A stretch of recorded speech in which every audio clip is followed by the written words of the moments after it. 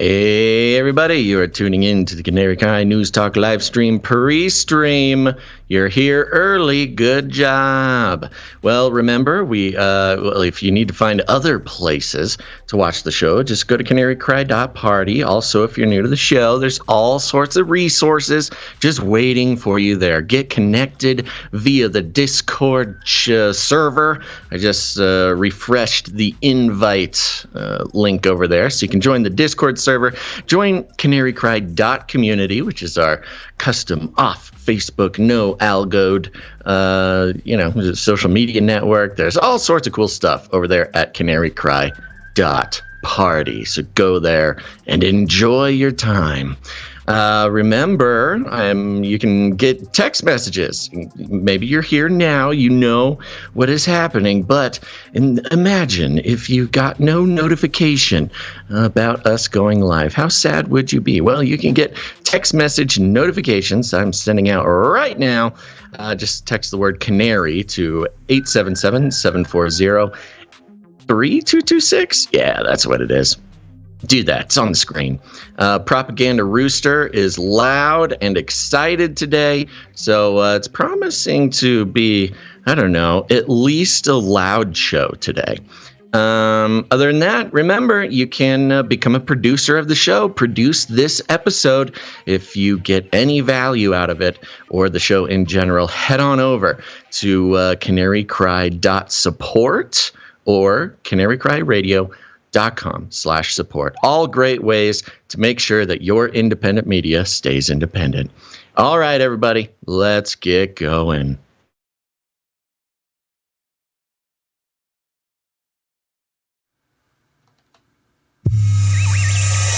The world is getting crazier. People are acting more and more insane. The end of the world is tomorrow. Tomorrow. There's only one thing to do when the world is falling apart.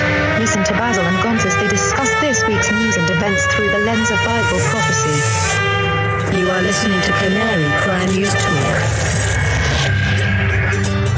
You're listening to Canary Cry News Talk. Today is May 13th. 2022. This is episode 484, and today, PETRITUALS. And signing on from off the grid, Razzle Dazzle, I'm your best buddy, Basil.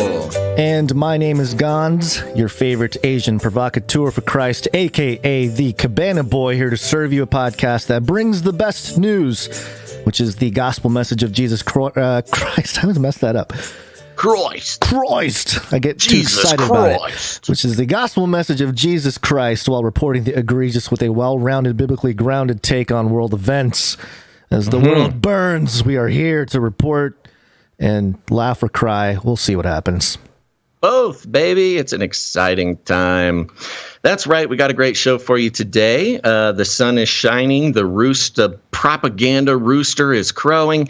And if you're looking for a little hint as to what to expect, we are doing a deep dive into the food shortage and more specifically the baby formula shortage here at the top of the show. China has now, they've made a wonderful attempt at replacing all humans. You're going to enjoy that. We've got some Ukraine fact checks, a little story about the Kabbalah and what's going on there via world events. Of course, checking in with the money situation across the globe. And then after the first break, where we say goodbye to the YouTube audience, we'll be checking in with COVID, the vaccine. Again, money moving, baby. What are you supposed to do? I don't know. And then some space news at the end. You're going to love it. But Gonz, I think it's time we start out with our lead stories. Yes, which has to do with food. Now you are cooking. Can I get 2 hamburgers? Yes, sir. With French fries? Yes, sir. What about an omelet? Sure. Got a couple eggs. I like food. Food is good. I like food. Food is good. And we shall hear of wars and rumors of wars. And boom, boom, boom. And a boom, boom, boom. Gonz, actually, in fact, this might be a good place to really lament today's news, Friday the 13th, which is officially Jen Psaki's last day as press secretary in the White House. It's an interesting question. We'll circle back. She'll circle back, though. And as Yeah, she'll circle back. She's got, so we won't forget about you, Jen. But yes, as Peter Ducci from Fox News exclaimed on Twitter, it is the end of an era. But to celebrate that, we've got a clip here of Jen Psaki responding to a question from the podium regarding the baby food shortage. The FDA also just issued a statement about importing formula from abroad. The FDA committed to providing additional information early next week that will facilitate importation to get more product on U.S. store shelves as soon as possible. The FDA. Oops, sorry about that. Yeah, but that's the latest there, which is that that's the latest. We're going to import some baby food. Which did you have the? Yeah, no, I don't have the other one that you were, because I was looking for it and I couldn't find it.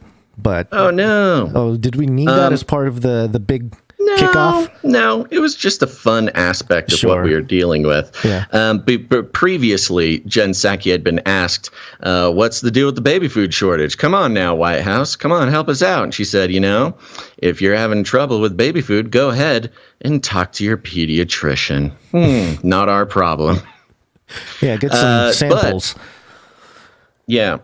Suddenly the volume that I'm getting from you and the entire show is incredibly low, Gonzo. Is that something you can boost over to my end here? Am I on my own here? You might be on your own. I don't know. Let me see here. Okay. According to the meters, I'm just as loud as I normally am. So, okay. All right, you're moving around. Okay. Yep. Turning up. Doing it the old-fashioned way. Old-fashioned way. Yeah. Okay. Which, by the way, there we go. I have a 1.5-year-old, and in the last 6 months, I've seen the shelves dry up completely of any kind of baby formula. Had to switch a couple different stores, and even then, all the people there are like, "We're ordering him, but they're just not showing up." So, but luckily, blessingly, he's entering the age where we're not so reliant on just baby food or mommy milk. So, or formula. It's not as timing, pregnant, but still good timing wild. There, Gonzo. So this has been gaining more attention recently over the past couple weeks. Stories have been floating around, being published, articles getting a lot more attention. And we've been watching it because, as we know, the food shortage was more or less has been planned for a while, has been known about, has been commented on from the White House. And, it's been, the general idea has been, hey, deal with it, prepare for it. It's been fun getting, prepper advice from the president. Right. This was from the White House podium. Just as a reminder, when he visited NATO headquarters, this is back in March. He said this about the food shortage. Both talked about how we could increase and disseminate more rapidly food shortages. And in addition to that, we talked about... Yeah, he's going to disseminate food shortage. He told us, So yeah, we got it more rapidly, too. We need to run out of food faster. And the thing we didn't know was the babies are going to be targeted first. Well, now here's the thing. We may not have known it, Gonz, but somebody did. Someone always does. Somebody always knows what's going on. So let's bring our first article here. I know it's taking a second for us to get to it, but this is coming from Politico. And this article was posted in April. So this was late last month.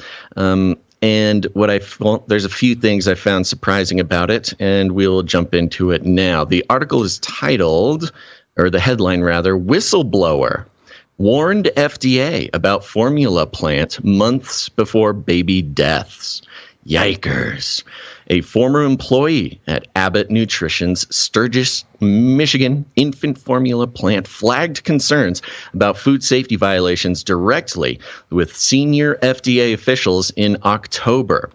Months before 2 infants died and another was hospitalized from bacterial infections after investigating formula made at the plant. Ingesting formula made at the plant, according to a document reviewed by Politico. In a 34-page document sent to officials. That cover page messed it up, man, and we wanted the 33, but, So close. Table of contents. So close. A 34-page document sent to officials October 19th and 20th, the whistleblower outlined allegations of lax cleaning practices, purposefully falsified records and efforts by plant officials to keep FDA from learning about serious issues related to the plant's own system for checking for bacteria in formula, among other things. The warning came weeks after health officials in Minnesota had already reported to both FDA and CDC that an infant in the state had been hospitalized for Chronobacter sakazaki, a rare but deadly bacteria, after consuming formula from the same plant. Wow, that sounds like an ancient god or something. Chronobacter sakazaki.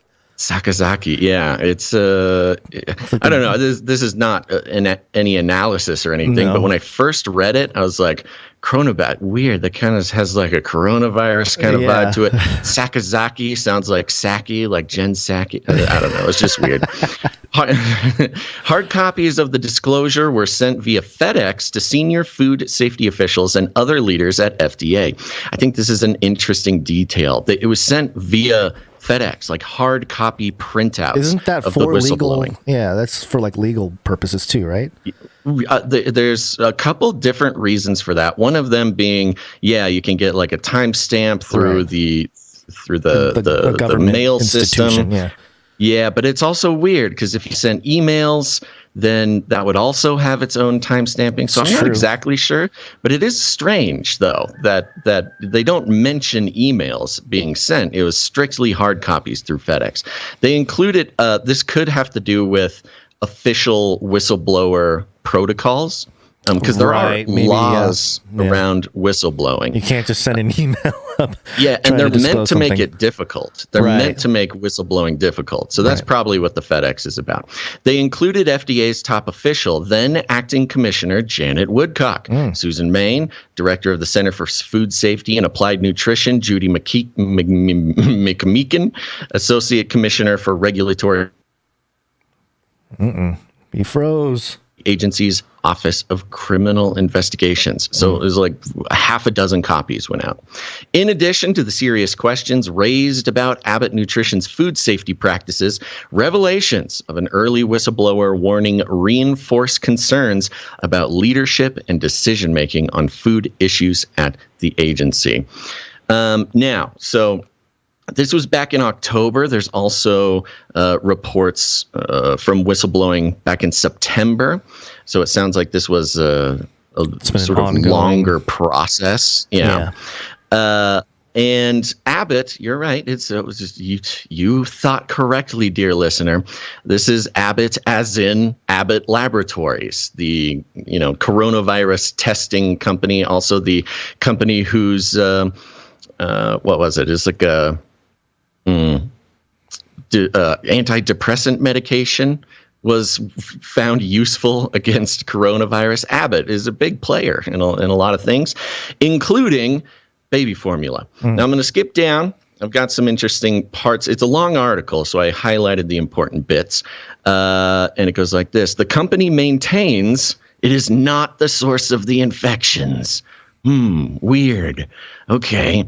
A thorough review of all, this is a quote, of all available data indicates that the infant formula produced at our Sturgis facility is not likely the source of infection in the reported cases, and that there was not an outbreak caused by products from the facility, the spokesperson said. So that's Abbott's response to this whole thing. Even though on February 17th, they filed with the FDA a voluntary recall. So they say, we did the testing, it's not us, but we're going to voluntary recall anyways. The article goes on. Serious questions have already been raised about the government's handling of the investigation into the Abbott formula plant and the Chronobacter sakazaki case. As Politico first reported, FDA was told of the first infant Chronobacter case in Minnesota on September 20th. The next day, the agency said it contacted Abbott Nutrition because the infant had reportedly consumed formula made by the company. Coincidentally, Gonz, it says, that very same week in September, FDA conducted a routine inspection of the plant and found it had some sanitation problems, but nothing so serious as to warrant regulatory action. It's not clear whether inspectors were told about the hospitalized infant. The agency has declined to answer specific questions about that inspection, which happened after a 2-year break. FDA usually inspects formula plants at least once a year, but routine food safety inspections were temporarily suspended during the pandemic. So this plant had not been inspected for 2 years because of the pandemic. Yeah. And it just happened to inspect it like this week that an infant died. Yeah. So, came to their attention that they should probably do something.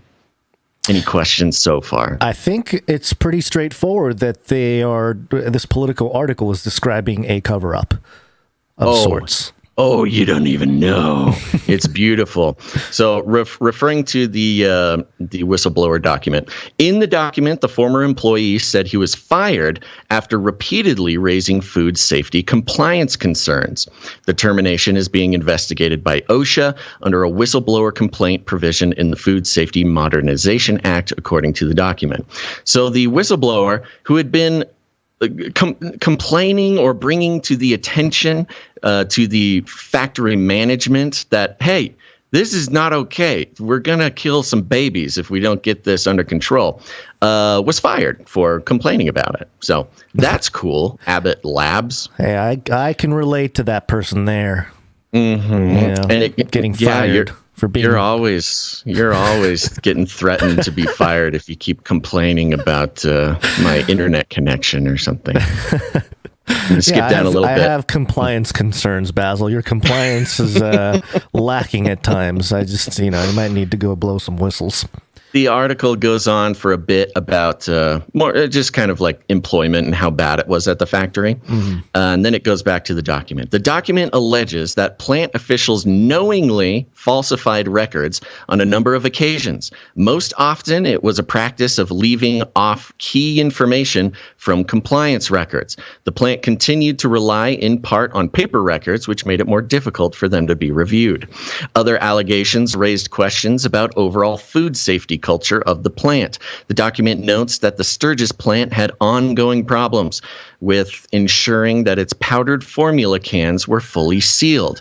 Essentially, powder would get into the can seams, quote, thereby jeopardizing the integrity of the seal and product safety, according to the document.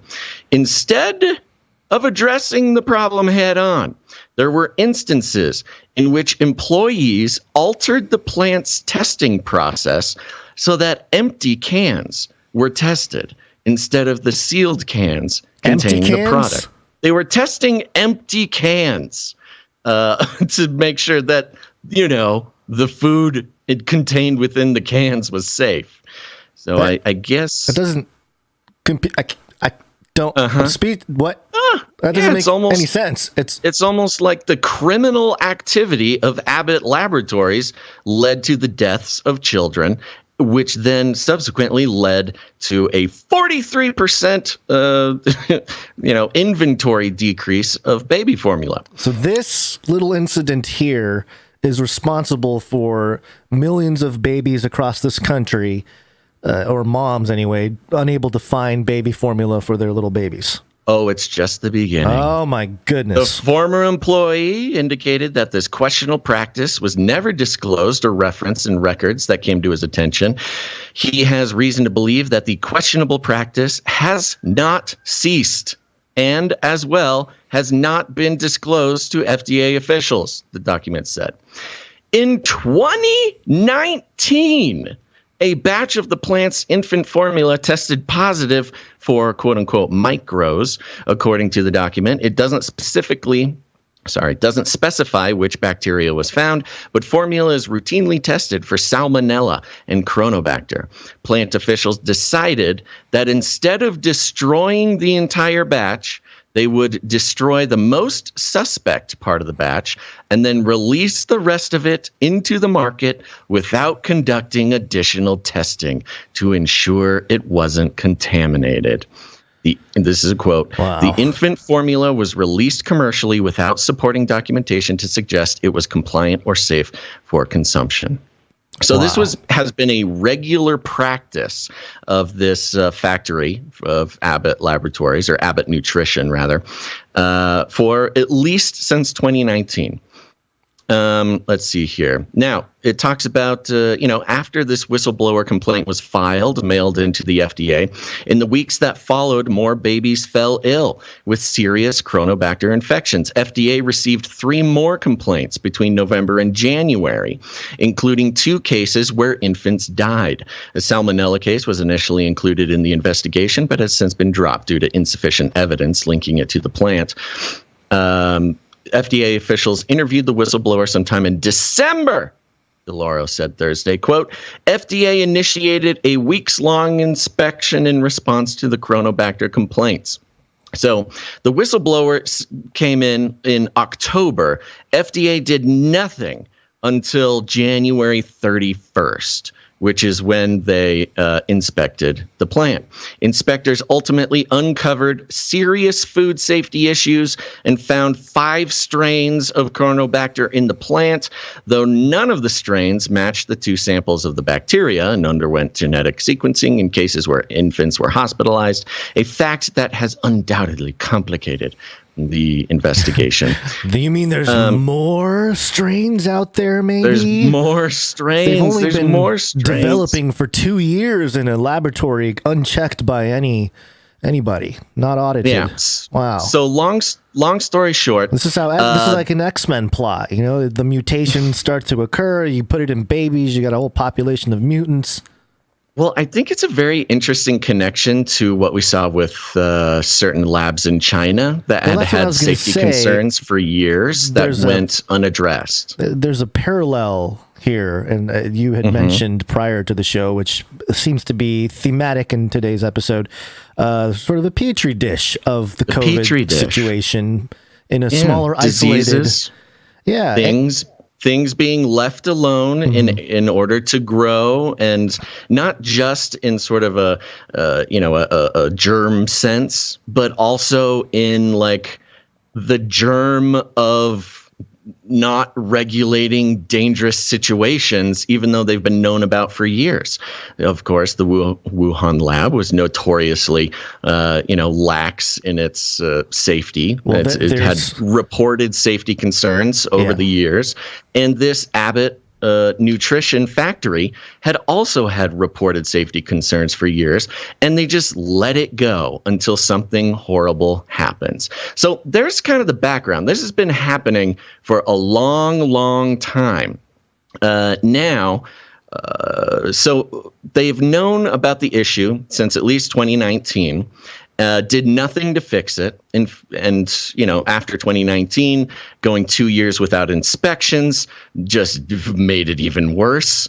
There was talk, in this same Politico article, they talk about how during the FDA investigation, or the audit rather, it describes the managers of the plant sort of like biting their fingernails and like trying to guide the auditor around so he doesn't find the things. This just all the corruption at that scale, at that level. It's very interesting because this also touches on the abortion topic. It's like if they reverse Roe v. Wade, and it's got connections. I don't know what it is, but there's something right now where children and babies are baby like target. What is a better way to distract from something else than making the children and the babies like the top concern? You've got the abortion issue, you've got the hepatitis pandemic in children, and now you've got the baby food formula thing.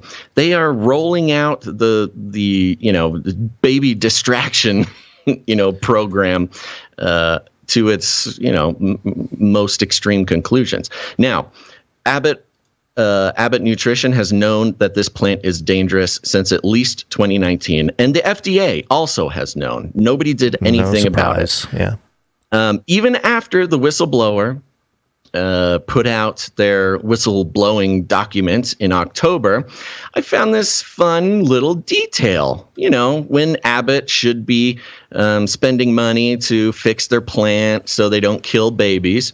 Well, if you go over to marketscreener.com, this was posted on December 10th of 2021, 2 months after the whistleblowing. Abbott Laboratories announces an equity buyback for 5,000 million.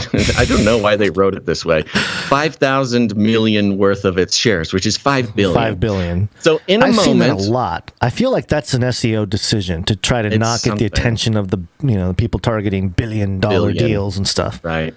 So 2 months. Well, first of all, 2 years. Yeah, 2 years into the whole thing. 2 months after the whistleblower went official. When Abbott should have been spending money to fix their formula plant so babies don't die. No. They didn't spend money on that. They spent money on stock buybacks to increase their stock price. It's about the shareholders, man. It's not about the babies. It's not about the babies. It's all about the shareholders. You can't have good babies unless you have happy shareholders first. It is truly a sick and disturbing thing that has been developing for over 2 years now. When you compare it, when you connect these dots to all the other dots going on in the world right now, you've got the children's hepatitis issue, you've got the abortion battle, you've got the vaccine issue too. The vaccine issue, Under 5, yeah, the whole deal. Yeah. You've also got the food processing plants burning down or exploding across the country. You've got the president of the United States warning about food shortages. It all is coming together. But Gonz, don't be a crazy prepper, okay? Well, I was going to say, this is an opportunity for all the people who have said that, this is going to happen to this country. I mean, people should be well prepared, right?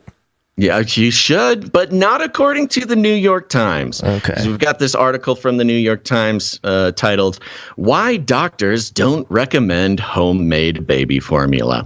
Now, there may not be any baby formula in the stores, and there may not be any way for you to feed your child if you're unable to produce breast milk or anything like that. But don't you dare think that you can feed your child without Abbott Labs.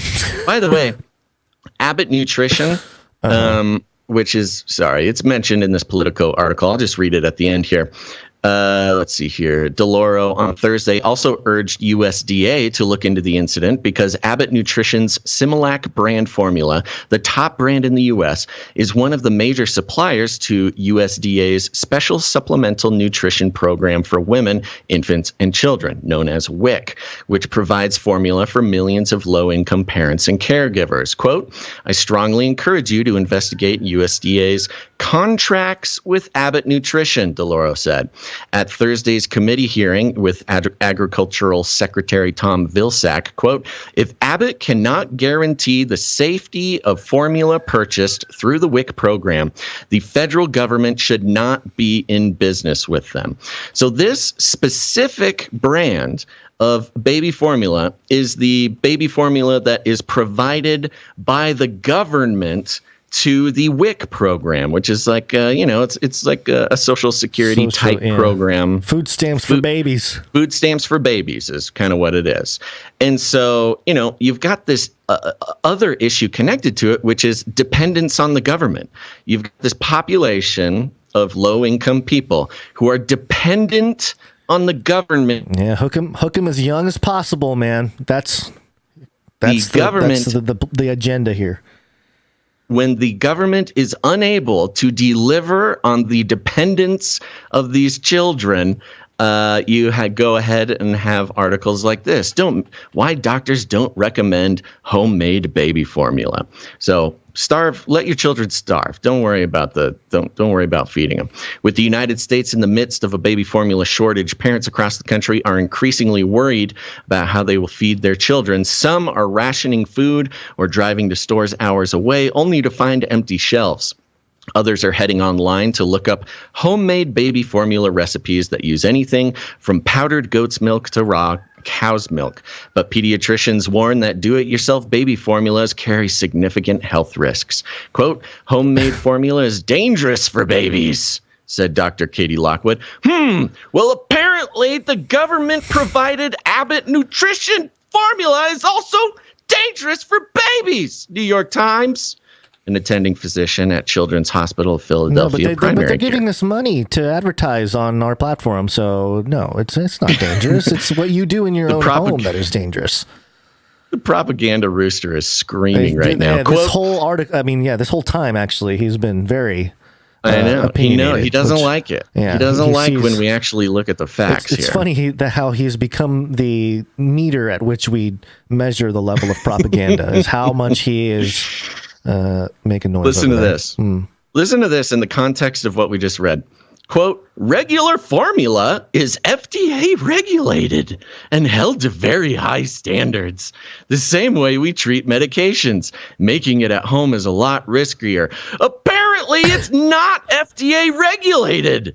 Apparently, they don't look at the factory for 2 years. And then when a whistleblower tells the FDA that there's dangerous baby-killing bacteria in a factory, the FDA takes their sweet time, 3 or 4 months, to even address the situation after 6 hard copy whistleblowing packages shows up at their office. No. We are not going to rely on regular formula. FDA regulated. Thank you very much.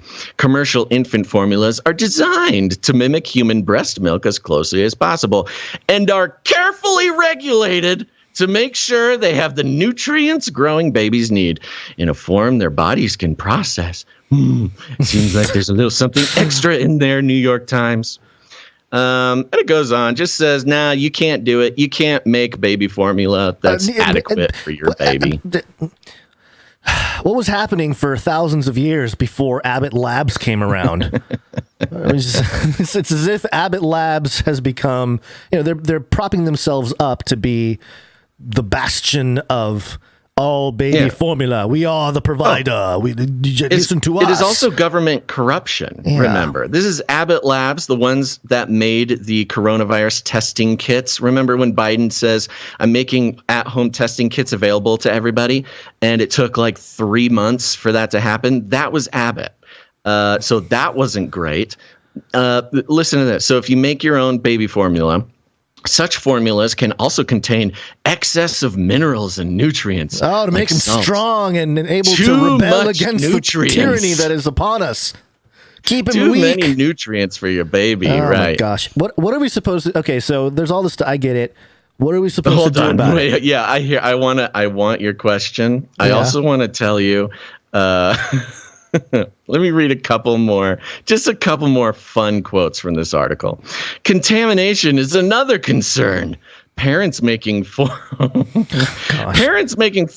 at home may also unwittingly introduce bacteria or other germs that can be especially dangerous for babies. Sponsored propaganda machinery.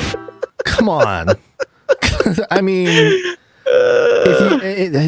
this is comparing Politico and New York Times, and just the cognitive dissonance is palpable, unbelievable, it's incredible. How do you write this? I mean, you must be. These people either have to put their conscience on a shelf or something before they walk into the office and write these things. I have no idea, but man, but it is truly an example of the power of the elite. Oh, it's just nonsense. It's just complete nonsense. And besides the risk of giving your baby too many nutrients or bacteria that of course wouldn't show up in FDA regulated baby food, you can give your baby too much water. Did you know this? If you make your own baby formula, you might give your baby too much water. That can cause a condition known as water intoxication, which can lead to dangerous complications like seizures in young babies. Oh, you stupid parents out there trying to feed your baby. You're just going to give your baby too much water. Oh, you're going to kill your baby with water. Now, I've actually been water intoxicated. Sure. I don't know if... It's been a while. I've talked about it on the show before, but I had got really into the whole like drinking tons and tons of water in college, and I would down a couple of 2-liter bottles all at once, and you basically just get drunk on water. Huh? I'm not saying that babies should get drunk on water. I'm just saying you have to drink so much water really fast for water intoxication to happen. So anyways, there you go, folks. Be dependent on the government. You can't leave me hanging like this. What is a parent supposed to do instead? I mean, we can't make our own. There's none on the shelves. What are we supposed to do? Oh, it says here. You want me to read it? Because there's a part that I think read it. It's what can parents do instead? The first call any parent or caregiver struggling to track down baby formula should make is to their child's pediatrician. It's lining up with what Jen Psaki told us, right? Mm-hmm. They may have formula samples on hand or be able to connect you with local charities or breast milk banks that can help. Now, first of all, if there is a shortage, I guarantee that they do not have samples on hand. And even if they did, thanks. It's a little sample. It'll give him one or two. You get a meal or two. Yeah, it's not going to sustain. What, are you going to come back every day or every other day to the doctor's office to get samples? Mm-hmm. Yes, you must be dependent on the medical industrial complex. Wow, yes, that is the pro tip from New York Times. If you can't find baby formula, ask your doctor. They can give you samples. And on top of that, they say, or go to a charity. Oh, yeah. You don't think people thought about that? You don't think that charities are also... You have the government of the United States of America who wants to take responsible for feeding your child, and after they fail exclusively on their shoulders, they fail to detect a 2-year threat lingering. Now they're telling you to go to a charity and get some baby food. Not our problem. Cool. We have a really cool government, don't we? So there you go. Right, Just go ask your doctor, folks. If the producers don't come in, I'm going to be a baby formula slinger. I'll buy black market baby formula. I'll buy a bunch slinger. of baby formula, and I'll post them on the Onion router, and I'll sell. Well, what's funny is that has been a thing up until the announcement we played just at the beginning, which was a big update. Right.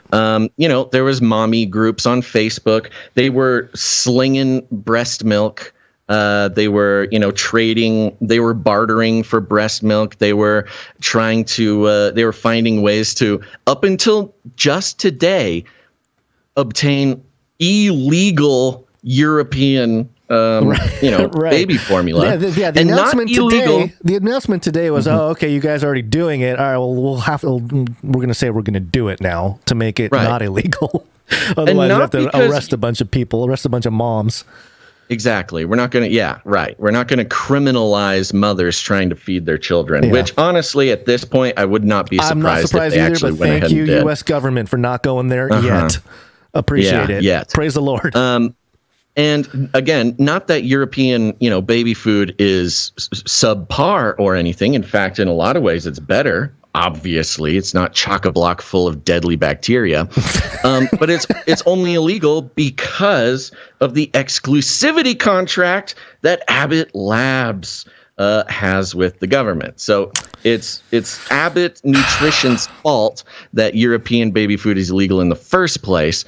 And only when they kill a couple babies and completely destroy the inventory of our country do they just suddenly allow people to import from Europe. 43% down in supply. That's a big deal. And I have experienced it firsthand, and it's wild. It's pretty wild. Yeah. That's 43%. You can think of it as 43% of meals eaten by children are just babies. Gone. Yeah. Yeah. That's by babies. Crazy. Right. That is absolutely insane. But here we are.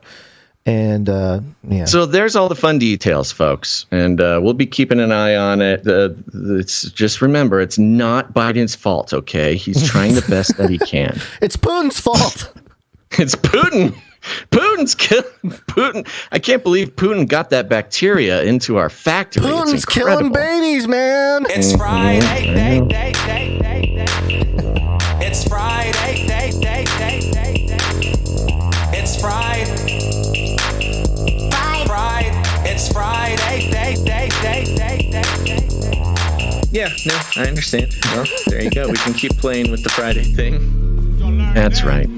Cause it's Friday. You ain't got no job. And you ain't got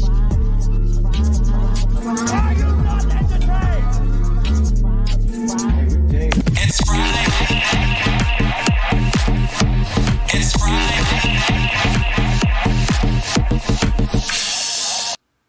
Yeah, it is. It is Friday, Gonz. Can you even believe it? I had an interesting thing happen today. You did.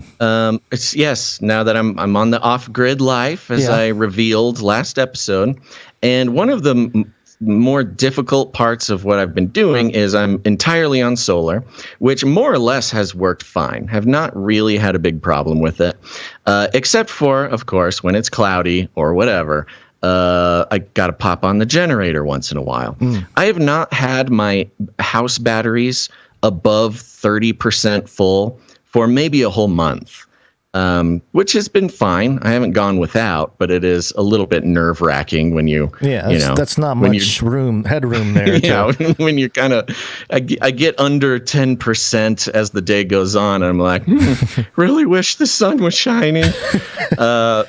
But this today, it is a nice sunny day. And before we started the show, I went out and checked my batteries. I'm up to 98%. I've never seen my batteries hit 98%. The sun is shining. The solar flares are raging. I don't know how in the world my batteries are so full, but I think something's happening in space. And maybe the aliens, or maybe it's the cube that shot out of the sun right before NASA cut the feed. I think it's the cube. I think it's the black cube. Yeah. Well, meanwhile, over in my neck of the woods over here, KCAL 9's Leslie Marin is live tonight in the devastated neighborhood. And Leslie, where are you exactly? Full face mask. Susie, we are on Vista Court. This is a court made up of 3 homes, 2 of them destroyed, and you can see all this water coming down. That is the water that firefighters are using just to mop up the homes. 24 homes destroyed. And is this in your neighborhood? Not in my neighborhood, no. This is actually, it's very interesting because I have a photo here for those of you watching from my little neighborhood, which is, kind of like a condo complex type of thing. You can see the fire very close. I mean, it's just really. I mean, see it over from your space. There. Yeah, very much so. And what's hilarious? I mean, it's not hilarious that these houses burned down. I don't think anybody got hurt, but they were like $10 million houses. So a lot of people in my neighborhood were like super rich area, not feeling too bad for that, for those folks. Yeah. Not a lot of pity. Not a lot of pity and floating around. There's always like a, what was the motive behind this? Or at least like, what happened?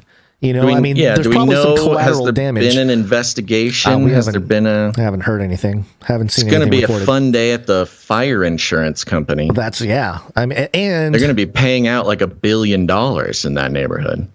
I'm just connecting dots and speculating, but it was also on the same day that Terra Luna's whole thing collapsed. So my thesis is some rich guy had all his money in Terra Luna. It crashed in one day, and he's like, "It's over," and set his house ablaze. His $10 million home cashing ablaze. Cashing in on the insurance policy there. Yeah, on the insurance. Yeah, but we're fine over here, and back into our little corridors. Says we have ruins in Orange County. That's good to hear. Yeah. Wow. Okay. Stay safe out there, everybody. Yep. And don't. Hey, look, it's okay. Crypto's just crypto. You don't got to set anything on fire. Just money, man. Yeah. Not even real money. As everybody here knows, we're on the value for value model. No advertisements, affiliate codes, no corporate money whatsoever. And which means we are entirely independent media, even independent from the corporate money, which means we're independent from the corporate incentives. And so if you get any value out of what we do, you can put value back in. Perhaps have you heard all the details that I just gave you about the deep dive in the baby food research there? Did you know that Abbott happened to do a stock buyback just months after learning that they're going to kill some babies? Did you know these things? I don't know. Maybe you did. I didn't know it until I did. And if that brings you value, you are invited to support the show and put some value back in. It's the only way that we keep this show going. And that's why we like to thank our executive producers here at the top of the show. Executive producers. That's right. Our executive producers are people that they have gotten so much value over their time experiencing the show that they come in and help carry the load to keep the show going. And we've got as of now, one executive producer, Gonz. All right. And that is executive producer Billy. Billy! Is that Billy Gates? Billy! Is he here? Billy, are you here, Billy? We've been waiting for you, Mr. Billy Gates. Billy. We shall rename you. Thank you very much. Thank you very much, Billy, for becoming our executive producer. Thank you, Billy. Gonzo. I'm saying thank you. Okay, good. Thank you, Billy. Executive producing the show. And there's still time if anybody would like to produce this show.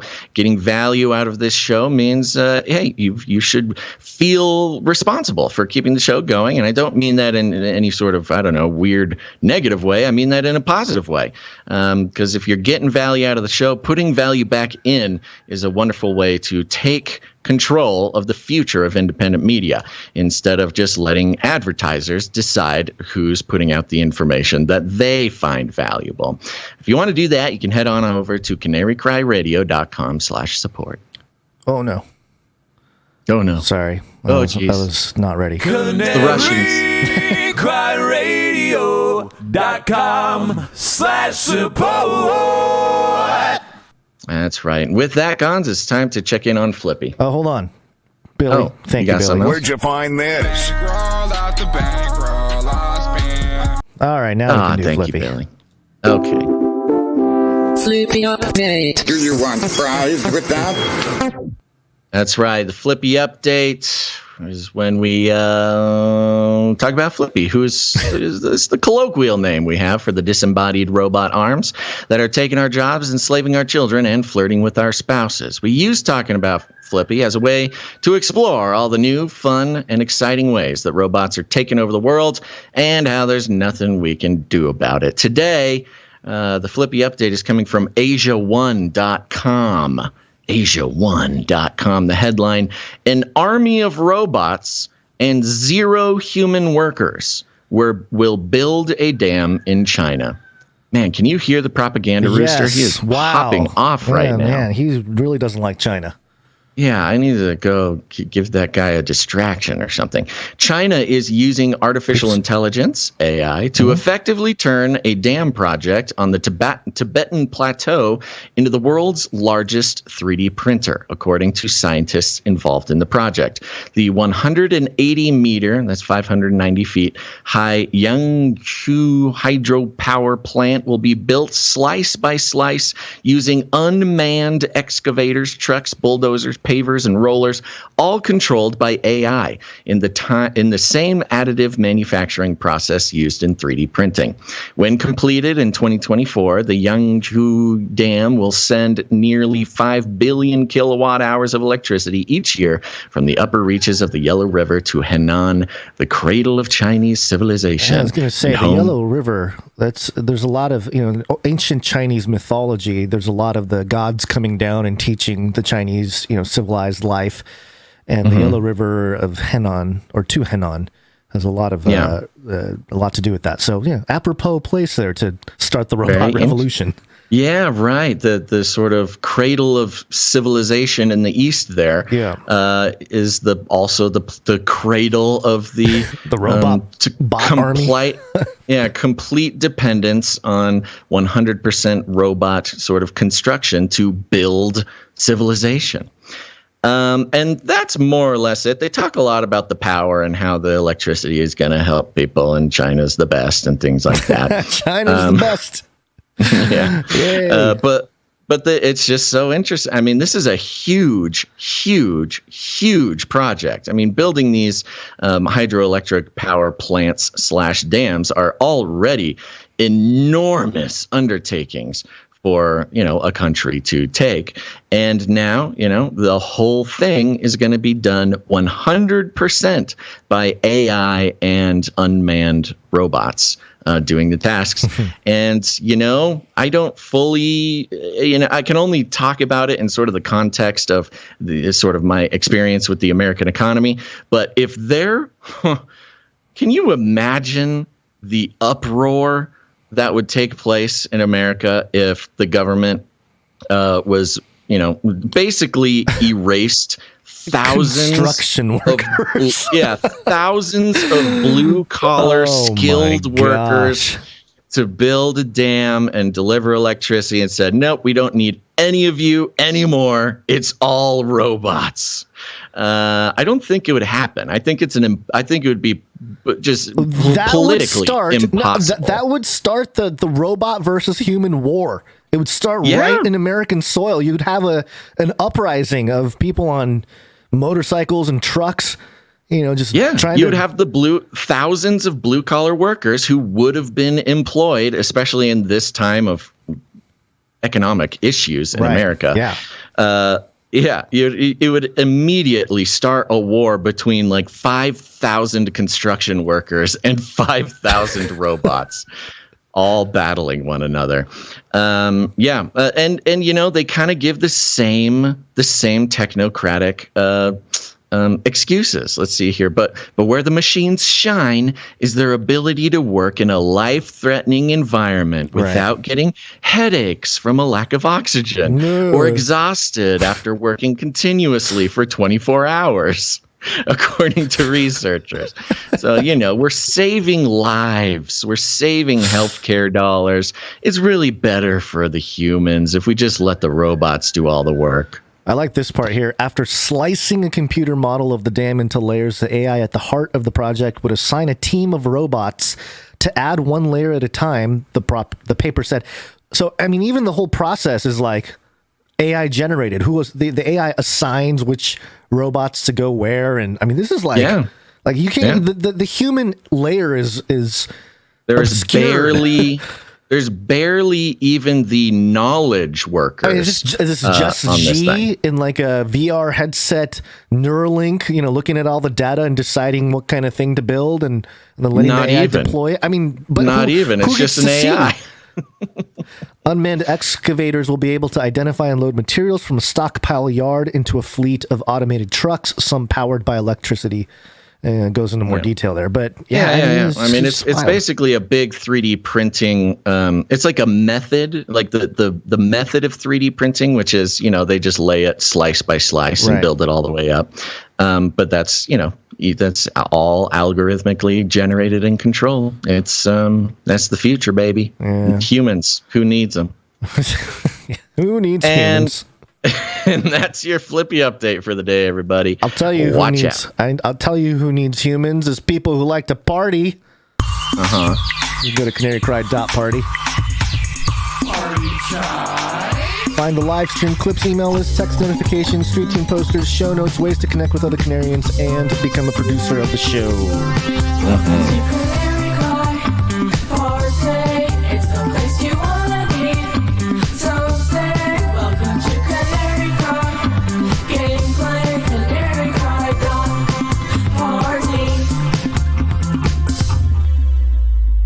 Yeah, go check it out. CanaryCry.Party. It's got all sorts of fun things for you there, including a link to subscribe or listen to Ravel, which is a podcast I do with Dr. Christopher Ryan Gates.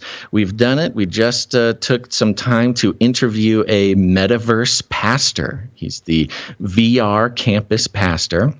And we really kind of just lay it all out, man. I have a chance to speak my mind, and yet, I don't know. It was a very unexpected conversation we had with the VR campus pastor at a church, and you can learn all about it on the next episode of Ravel, which will drop on Sunday. So if you haven't done it yet, go find Ravel on any podcast player that you got there. Subscribe. Remember, there's 2 Ravel podcasts. The other one explicitly stole our name, but you can find the one with the cool logo and my name on it. Go subscribe. And while you're at it, go subscribe to CanaryCry.Clips channel.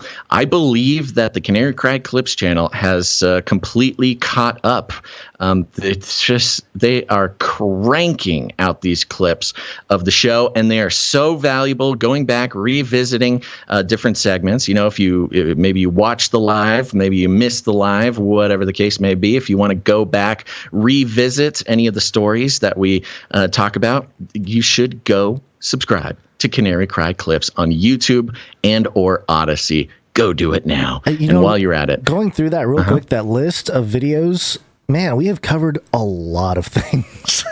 a lot of things. The amount of content on that Clips channel is completely mind-boggling, considering its young age as well. I mean, the amount of videos is enormous. There's so many great recaps, and these are shorter, more digestible clips of the show. Great way to share the show with people, or just go back and do, repeat the research that you did while sitting here listening to the whole show. It's just a great opportunity to also share it with your friends and family or on social media without asking them to watch like an incredibly long live stream of ours. So go do it.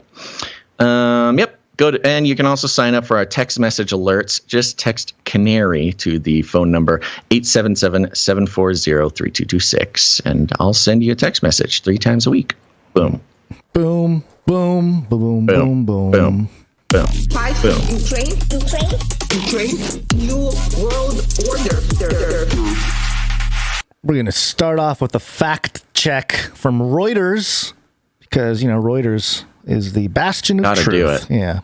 Mm-hmm. And the headline of this article from Reuters: fact check 2016 photo of Klaus Schwab and Bono, miscaptioned as if related to Ukraine war. Oh, why do we care? Now, about this? the typical pattern, hopefully listeners, longtime listeners of the show know the tactic, which is to create a straw man. Very simple. Mm-hmm. These mainstream outlets, they're becoming lazier with this as well. I mean, it used to be a little more sophisticated. It's become very lazy. You'll see what I mean.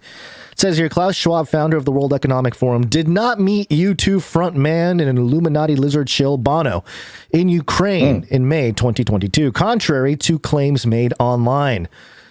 Claims made online. Do you know how many claims are made online every single day? I mean, pick your poison, Reuters. It's a pretty vague. An image circulated on social media to make this allegation traces back to 2016, and it was captured in Davos, Switzerland. Now, I have a screenshot of the Facebook post. It says, U2, U2 like the band, Bono's band, will own nothing and be happy. I guess Klaus Schwab got VIP in that custom-made concert bomb shelter in Ukraine, and, a couple emojis or whatever. And there's that photo of Klaus walking with Bono. You can tell it's a few years old. But look, 502 shares, that's a decent amount. 57 comments, 198 likes or reactions or whatever. Okay.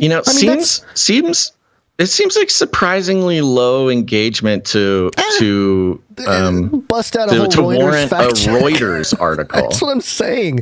It was this really the the concern, the most important thing for them to fact check. Yeah. But in the tone of this post, it's something that we would post, like just kind of a sarcastic, like, oh, I guess Klaus Schwab and Bono, right? And I mean, we can easily be picked up in one of these Reuters type of things, like, oh, on Twitter or whatever, social media, these people, these conspiracy theorists. So I thought it was very interesting that they would even go there. Okay. Other users are sharing TikTok clips or a screenshot of it that displays the old photograph alongside an overlaid text that reads, "Why was Klaus Schwab in Ukraine at the U2 concert?" It's like, all right, okay. But here's something to consider. Why is all this Bono attention going on? Well, NPR.org, U2's Bono and The Edge, was U2's guitar player, held a concert in Kyiv's subway station in support of Ukraine. And to your point, Basil, about the U.S. buying Ukraine, we own you. You are indebted to us now. Part of the festivities maybe is to, hey, we're going to get Bono. We're going to get into a little bomb shelter and celebration concert with our very own Illuminati lizard shill. And if you don't know what I'm talking about, there's old photos of Bono with the one eye covered. And it's no secret that Bono's... he's always getting involved in these things. That's his thing. It's his thing. I know. He shows up and puts on a little ritual, and then boom, the lizard people's plans are sealed. And if this is too fringy for your sort of normie friends out there, if you're listening, here's the World Economic Forum website. Bono, co-founder. Real quick. Go ahead. So real quick, I mean, the spirit of what Reuters is trying to say here, Klaus did not meet with Bono. Right. The spirit is like, there's no association. Bono is not like part of this global effort to, solidify the world leaders and signal some kind of penetrate governments, allegiance, penetrate governments or cabinets around the world. No, Klaus and Bono have nothing to do with each other. Oh, wait. Okay. But you two did put on a concert in a bomb shelter. Okay. Yeah. But that's nothing. I mean, there's still no connection. He just happened to be in the area, and just coming through. And Edge had his guitar, and we thought, hey, Ukraine's in trouble. Let's do a little show for peace. But they leave out some of the context, which you'll give us now, right? Which is the World Economic Forum website, their own little bio on Bono. Bono has his own little page here. And it says here, the singer of Irish rock band U2, Bono was born Paul David Hewson in Dublin, acknowledged as one of the best live acts in the world. U2 has sold over 170 million albums and won 22 Grammys. Also a well-known activist and co-founder of One and Red. One's nearly 10 million members pressure governments to take action.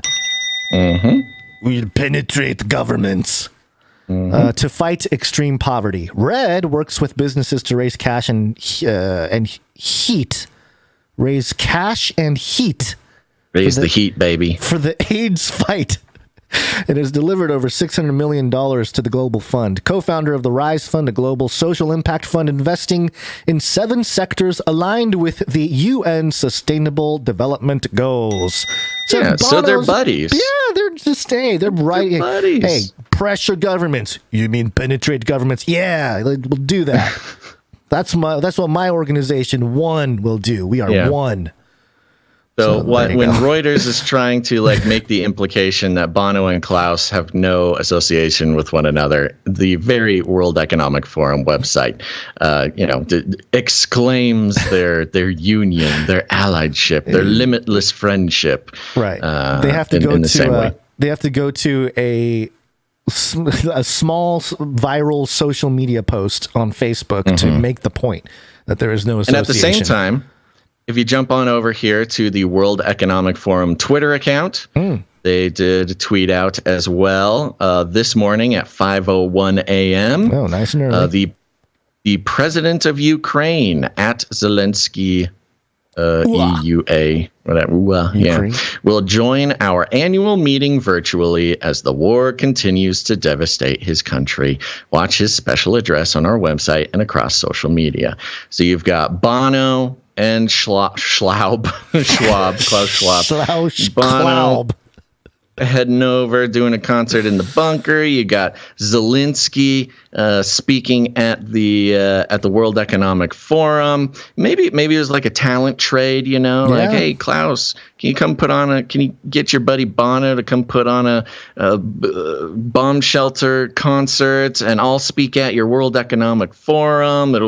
It's synergy, baby. It's synergy. Let's do this. Yeah, it's very interesting. This horrible war that continues to go on, but they got time to zoom in and play concerts. Also, also Zelensky keeps doing these virtual, speeches or whatever. Is he already on Mars? What's going on? How come he doesn't? Apparently it's safe enough for Bono and Nancy Pelosi and all these people to visit Ukraine, and yet Zelensky's not going anywhere, did baby. Show up with when what's her name was over there? Pelosi. Pelosi, yeah. They were I mean, he comes out of his hole to say hello, but he doesn't leave the country. I guess that's kind of the thing. Yeah. It's his heroic duty to stay in the country. Speaking of which, I'll just mention this real quick. There's not a whole lot to it, but this is not being covered by pretty much any U.S. media that we would consider mainstream. But I'm taking this from uawire.org, which is, I'm only doing this because I cannot read Ukrainian. They do have the link to Come on, googly eyes, get it together. Yeah, Ukrainska Pravda, which is the original Ukrainian outlet that reported this. And it says here, Ukrainian media, Johnson, that's Boris Johnson, tells Zelensky not to negotiate with Putin and fight Russia to a victorious end. British Prime Minister Boris Johnson has urged Ukrainian president not to negotiate with Putin, but to put pressure on him, writes the Ukrainian news website Ukrainska Pravda, citing a source close to the Ukrainian president. Quote, Johnson brought two simple messages to Kyiv. Putin is a war criminal. Pressure must be put on him. No negotiations are possible. And secondly, this is Boris to Zelensky. And secondly, if you are ready to sign any agreement with him, then we will not be a part of it. We can have agreements with you, but not with him. He will let everyone down in any case. Ukrainska Pravda quoted its source. There's a rumor, but this is a leak. This is allegedly a leak from Zelensky's cabinet. Boris went over, had a secret little meeting, and basically told him, do not negotiate. Do not, which in other words is saying, do not make peace. Like, we want this war to continue. We do not want to end the war. Right. Yeah, if you guys come to an agreement, we're out, baby. Yep. Like, say goodbye to the 40 billion. Say goodbye to everything. Do not negotiate with Putin. The newspaper suggests that, quote, the Western countries, which in February called on Zelensky to surrender and flee, has now felt that Putin is actually as omnipotent as everyone believed. They're saying, hey, we were originally trying to find a diplomatic out. And we reported last episode the comparison with JFK, who gave, during the missile crisis, gave the Russians a strategy that they could get out and save face. And Biden has made no attempt to do the same to Putin now. The U.S. does not want this to end. We do not want the war to end. Back to the article. Earlier, a well-known businessman, Yevgeny Chichkavarkin, suggested in an interview with Radio Svoboda that in 2 weeks, the situation in Ukraine could change so much that there will be a new round of escalation. And, quote, Putin will ask for peace through Erdogan, Xi Jinping, or anyone else. Earlier military expert Valery Lebedev said that the United States managed to rally around Ukraine. even those Western countries who resisted to the last and refused to supply heavy weapons to Kyiv. According to Lebedev, the Biden administration has radically changed tactics and strategies towards the war in Ukraine. According to Lebedev, the U.S. wants, quote, not only to help Ukraine win, but to do everything in order to weaken Russia as much as possible and deprive it of the opportunity to conduct similar offensive operations in the future. The Washington Post wrote earlier that, quote, this is no longer the war of Ukraine. This is the war of the West against the, quote, wild Asian horde. And the head of the White House has no right to lose it, being the leader of the free world. Wow, the wild Asian horde. How is somebody allowed to say that? And That's a weird way to talk. I might be podcasting from an internment camp the way they're talking there. You wild Asian horde member. They'll just round up all the Asians in the U.S. So there you go. It was just it was a very interesting data point. It was a leak from Zelensky's government basically saying, yep, nope, the West doesn't want the war to end. Keep the war going. Don't negotiate. This is not about you anymore. Right. This is about the West's war on Russia. And NATO and the whole thing. And so Boris says, don't negotiate. Meanwhile, UK, this is Politico, UK commits to defending Sweden and Finland if they are attacked. And Britain will provide military assistance to Sweden and Finland if they come under attack, including during their transition to NATO membership, Boris Johnson said. And that's partly another reason why he didn't want, Boris didn't want Zelensky to get involved directly with Putin, because then... Yeah, because if the war ends, then they can't get Finland and Sweden to join NATO. Right. Finland just having announced yesterday, I believe, that they're ready to go. They're moving forward for joining NATO. It's happening. And I don't think people in Finland are happy about it either. And then, Which is just a reminder, Sweden and Finland will be the 31st and 32nd nation to join NATO, leaving one last spot for someone to join to be the 33rd nation. Ukraine. The Times.co.uk, Russia warns of military technical response if Finland joins NATO. So what does that mean? I don't know, but Putin's getting ready for a military technical response. Hey, signs and wonders? I don't know. Who knows? But robots, maybe, yeah. Robot response? What if the Russian robots just start building stuff in Ukraine? Then they can level it, right? Oh, it's just robots. Send in the nukes. Just robots. Don't worry about it. And then the robot revolution and personhood of robots will begin. When we have to have that. We got to nuke robots before we can legislate their legaldom or personage in the world. They've got to be victims of something.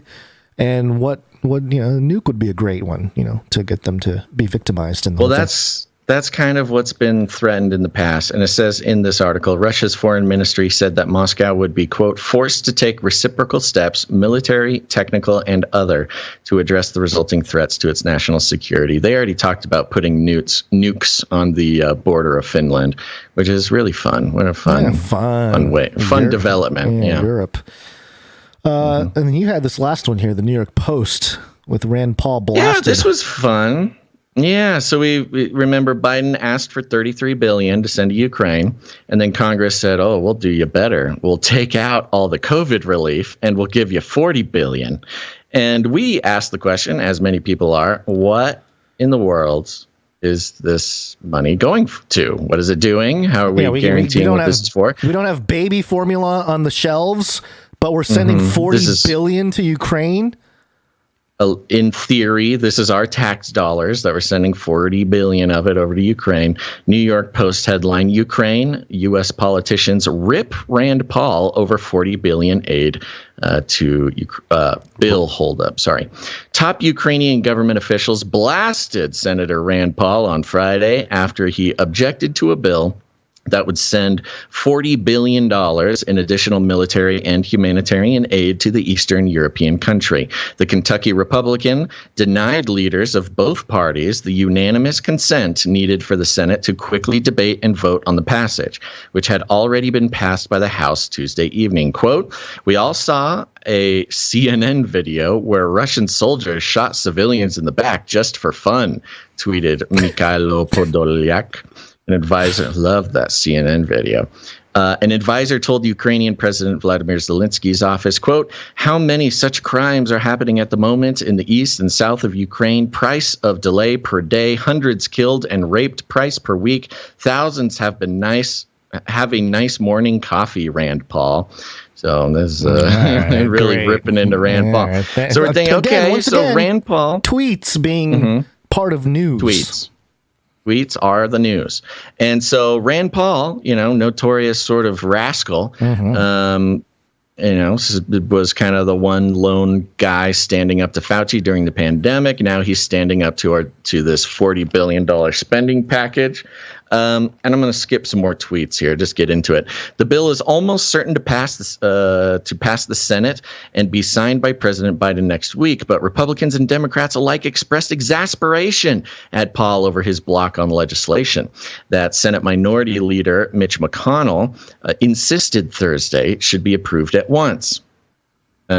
Also skipping a bunch of quotes here. Come on, give me to the meat. Give me to the good stuff. Pictures of blown up Ukraine. Yeah, lots of pictures of devastation. A destroyed building and a little teddy bear underneath some rubbish. Tanks. Broken tanks. There it is. Okay, I found it. Here we go. Okay. The truth is... This is a quote, right? This is a quote. "The truth is, this honestly could have been done Wednesday night," Tester said. Everything was ready to go. It's one of the problems with the U.S. Senate when you have one person that can obstruct everything. And we had this debate back in January that we shouldn't be allowing this, talking about things like the filibuster. The lawmaker went on, referring to the Senate filibuster, quote, "If you want to hold the floor, but at some point in time, that has to end." Paul, now here's what they're mad at him for. Paul has insisted on adding language to the bill, so he's not just blocking it. He's not just saying, don't send the money. Let's revise some language, yeah. Yes, he has this. This is what they're so mad about. Paul has insisted on adding language to the bill that would create a special inspector general position to oversee the distribution of the funds. No. Suddenly, we don't need anybody watching oversee any distribution of the funds. Yeah. We don't need that. What do you mean you want somebody to oversee the distribution of the funds? Quote, "My oath of office is to the U.S. Constitution, not to any foreign nation. Congress is trying yet again to ram through a spending bill, one that I doubt anyone has actually read, and there's no oversight included into how the money is being spent," Paul explained in a Twitter thread Thursday night. Quote, "All I requested is an amendment to be included in the final bill that allows for the Inspector General to oversee how funds are spent. Anyone who is opposed to this is irresponsible," he continued. Paul insisted that he sympathizes with Ukraine and their fight against Russian President Vladimir Putin, but said the U.S. cannot continue to spend money we don't have. Quote, "Passing this bill brings the total we've sent to Ukraine to nearly $54 billion over the course of 2 months," he wrote. Oh. Quote, "It's threatening our own national security, and it's frankly a slap in the face to millions of taxpayers who are struggling to buy gas, groceries, and find baby formula." In an attempt to move forward on the aid, McConnell and Schumer offered a deal to Paul that would have allowed a vote on his amendment, but would also have required it to receive 60 votes to be added to the bill. So there you go. But Rand Paul just wants somebody to put eyes on how the money is spent.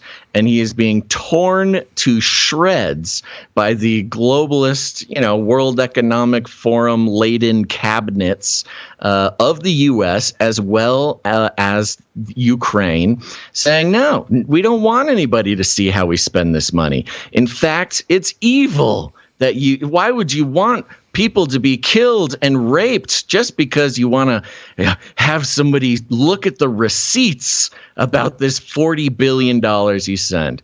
And I think it says a lot about what the plans actually are for the $40 billion, which more than anything, the majority of that will be going to the American military industrial complex.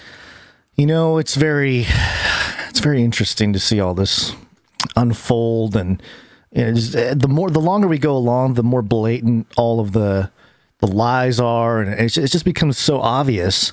It's a challenge, because people don't see it. A lot of people don't see it, and they get pulled into the most sucked recent into the narrative. Yeah, they're sucked into the current narrative that's being presented, and it's kind of like a big magic trick, It is. Which brings us to this next story here with a new jingle. Kabbalah. Kabbalah is a belief system that predates religion. Kabbalah. It's incredibly scientific. Thanks, Madonna. Appreciate the insight on Kabbalah. The Jerusalem Post had this opinion piece titled "The Attempts to Degrade Israel's Temple Mount Sovereignty." Opinion. And the subheadline: the nation of Israel's history and identification with the Temple Mount is longer and more ancient than others. It must exercise its sovereignty accordingly, which has a lot of biblical eschatological implications. Temple Mount story here. Mm-hmm. Yeah, and I'll try to be brief here. We don't want to spend too much time on it, but there's a couple parts I want to highlight. After months of focused and protracted public discourse on Israel's deficiencies in effectively exercising sovereignty over large swaths of its Arab population, a multi-pronged attack on Israel's sovereignty at the Temple Mount has been launched. It is an attack by way of various means in line with the hybrid warfare tactics. Uh-oh, my screen just jumped. What happened? Oh, no. That happens to me, too. And okay. Hybrid warfare tactics of the Arab leadership in both Gaza and Ramallah, and in cooperation with Arab political parties in Israel, as well as the Jordanian government. The attack is part of a repetitive ritual that Israel has had to contend with in recent years. Specifically, during the 3 Jerusalem pilgrimage festivals, Passover, Shavat, and Sukkot, as well as on Jerusalem Day, when Israel celebrates the modern-day liberation of the city. It is precisely those millennia-old manifestation of Israel's fundamental interrelation with its capital and the Temple Mount, and its unprecedented reaffirmation. Why am I saying that weird? Reaffirmation, there we go. With the site's liberation that threaten our enemies' falsehoods and designs on the city.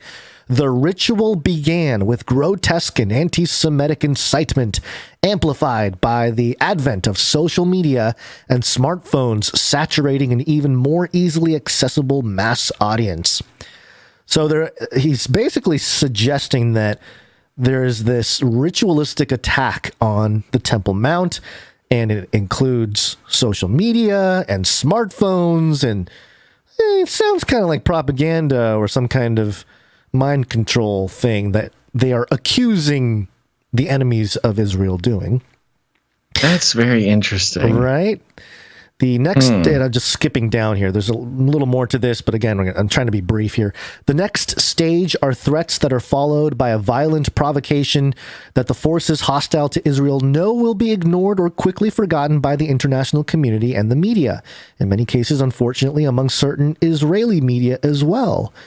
The provocation as Passover approached was rioting on the Temple Mount and a hail of stones thrown down at worshippers and visitors to the Western Wall from the Mount. Israel is then forced to intervene to prevent bodily harm and material damage to the holy sites, its citizens, visitors, in addition to having to ensure freedom of worship on the Temple Mount itself, as rioters disrupted religious activity at Al-Aqsa Mosque, and general access to the Mount. And so the other side has the spark it needs to create an artificial chain of events, false narrative, and media maelstrom. Who else does that, Basil? Create an artificial chain of events, a false narrative, and a media maelstrom. Right. Isn't that crazy? I mean, that sort of is the magic of the day, really. Right. It is. I mean, this is the magic trick, the big one, which the establishment and all of them are able to pull off because they control the largest pipelines of information, which is, with the internet, with these big platforms or whatever, and the major, media corporations and their sponsors. I'll end it with this paragraph here. This ritual, all capital, this ritual made to order crisis came on the heels of deadly Arab terror attacks throughout Israel in March and early April, which have not abated.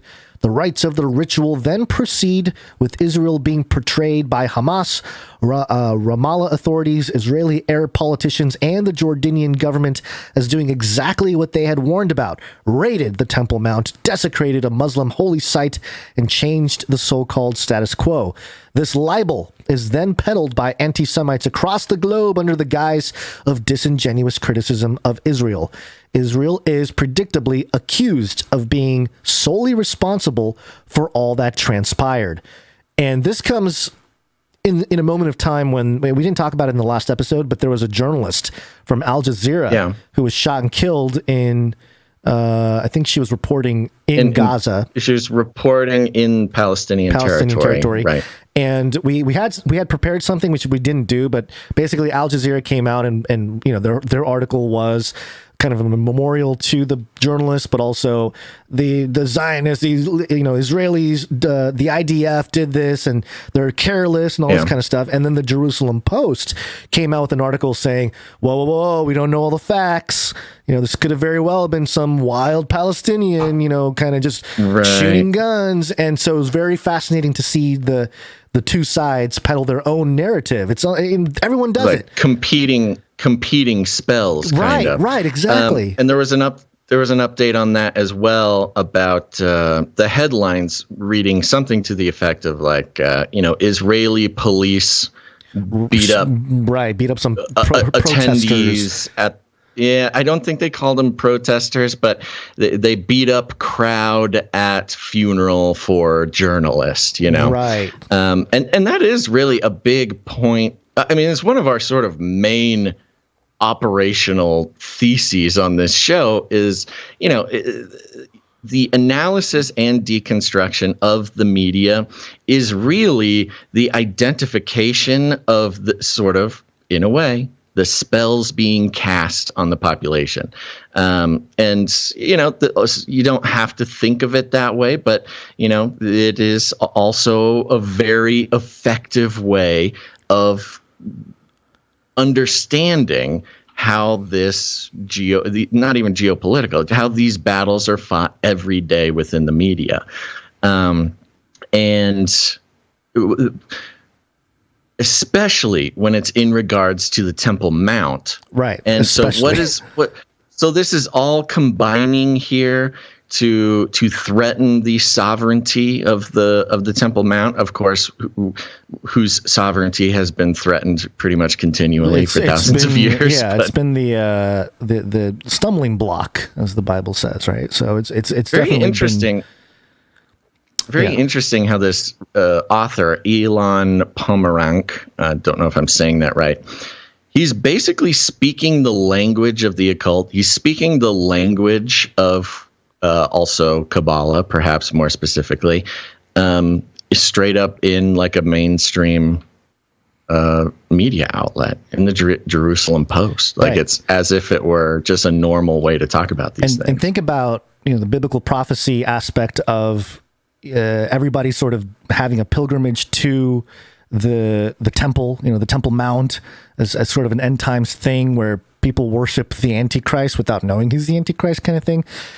I'll read the very last paragraph. The nation of Israel's history and identification with the Temple Mount is longer and more ancient than all those examples. There's a bunch of examples with the Westminster Abbey, Rome with the Forum, Beijing with the Forbidden City. It must exercise its sovereignty accordingly. Christians, Muslims, Buddhists, Hindus, Jews, atheists, and anyone else for that matter can, under Israel's sovereignty, visit the old city of Jerusalem, the Western Wall, the Via Dolorosa, and the Church of the Holy Spectacle or Sepulchre. The same must become increasingly true for the Temple Mount without exception, because we are going to form it as the capital of the world, you see. We can't have these divisions based on religion and all that kind of stuff. We need it to be open to everybody, and that can't happen unless we have Israel's sovereignty over this holy land. So just kind of an interesting thing. And it very straightforward about how the opposition are performing a ritual, calling out all of their tactics, when really this piece itself is a ritual. Yeah, which kind of trend that we've been identifying for a couple of months now, which is the transparency. We see it with a lot of the propaganda coming from the U.S. Like, this is how Russia propagandizes its people, and they just literally name the exact ways that America propagandizes its people.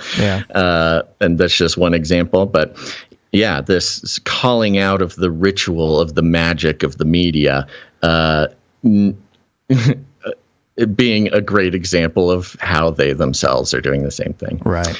And speaking of which, Gonz, I think we should pop into the break. What do you think? Yeah, I wanted to do this other thing, some things. You can do it. Okay, you can do it. I'll do it real quick, just because it's okay. Kind of related to where we're going to go here. So, sure. Here we go.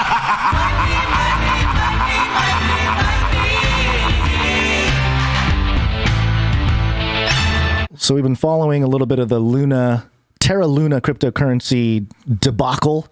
I've never seen anything like it, but it's a microcosm, a small petri dish example of what might happen to the world itself once the U.S. dollar, the world reserve currency, hyperinflates. And you'll see what I mean by that. But, there was some speculation about who was involved in dumping $250 million of this stable coin called UST to destabilize it and drop the price and literally have people's life savings ruined over a few days. Assassinate a whole currency. Yeah. Forbes.com responded to some of the rumors and has a headline here: BlackRock and Citadel deny trading cratering stablecoin, which was the Terra Luna and the UST situation. I'm just going to read one sentence here, because the whole thing is like, oh, we deny it. There's no public record of anything of us doing any of that. But here's what it says.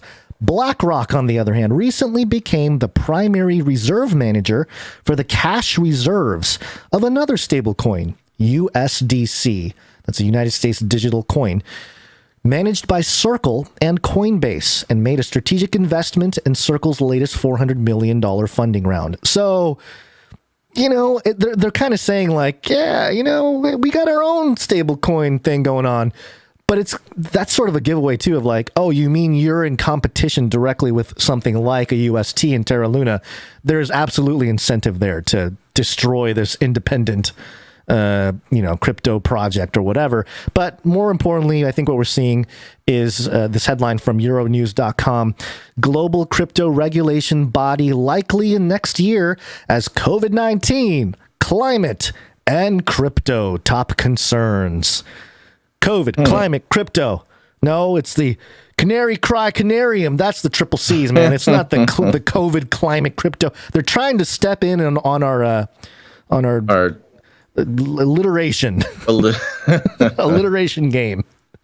But this is no surprise. You knew that this was coming as soon as Janet Yellen mentioned Terra Luna UST stablecoin the morning after it started, the dump started to happen. And basically what happened was, again, I won't get into the details, but there's a stablecoin that's supposed to be 1-to-1 to the dollar, and it's backed by this algorithm. They threw it out of whack, and it started to fall. And one of the assets backing the stablecoin was the coin Terra Luna. And in order to try to bring it back up to $1, they had to burn UST, which is, again, it's this complicated mechanism, and it printed a bunch of Terra Luna. And the supply of Terra Luna went from 300 million up to like 6.5 trillion within a couple days. Hyperinflation. which is what's happening to our economy with the U.S. dollar. They're printing so many dollars that it's causing disruption in the economy. And so it's kind of a little petri dish experiment with a small crypto thing to see what kind of, we've seen it in, third world nations with smaller currencies pegged to the dollar get destroyed with hyperinflation. So it's very similar in that regard. But it's just kind of, again, a petri dish of what could happen. There's rumors, and I think some of it has been verified, that people have committed suicide because they lost their life savings or millions of dollars because of this huge crash. And that kind of social engineering, and I guess that's kind of the warning here, is that this is small scale. This is some obscure cryptocurrency getting hyperinflated and destroyed in a few days.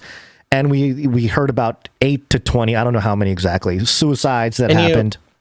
And you kind of compared this to what happened to the pound. It was almost the same strategy, was it not? Exactly the same strategy. So we've seen it with a classic, government-issued currency. Right. It's not even necessarily a new strategy.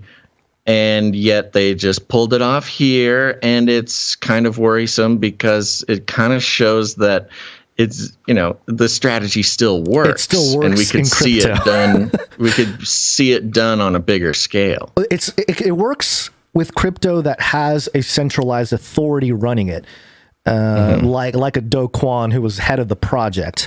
If you don't have a head of the project, which is part of at least publicly, there's no head of the project of Bitcoin. It is the only sort of the most decentralized project out there, for good or for bad, and that's another conversation. But there you go. I just wanted to mention it because I just keep seeing this theme, this petri dish theme, where we're sort of the things that are being revealed are happening at a sort of a micro scale, and based on the reaction within that micro scale, I just wanted to be a warning about what we can see when they start trying to pull it off at a larger scale. It could be really ugly. So, you know what else is a bit of a petri dish, Gonz? That's us being on the value for value model. Oh, Let's take a quick break. It's a fuzzy petri dish. It's a fuzzy little petri dish.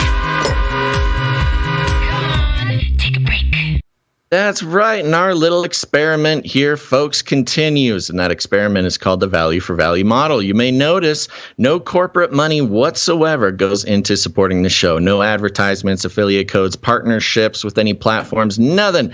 We are entirely funded on the value for value model, which means we're funded by you, dear listener, and those listeners who decide that they've received value from this show. They want to continue to receive value from this show. They put some value back in, and that value can take several different forms. It could be your time, your talent, or your treasure. And we want to take an opportunity to thank those listeners who become producers. And they are producers. It's not a gimmick. That's, this is the real world, baby. If you pay to have a piece of media produced, you are a producer.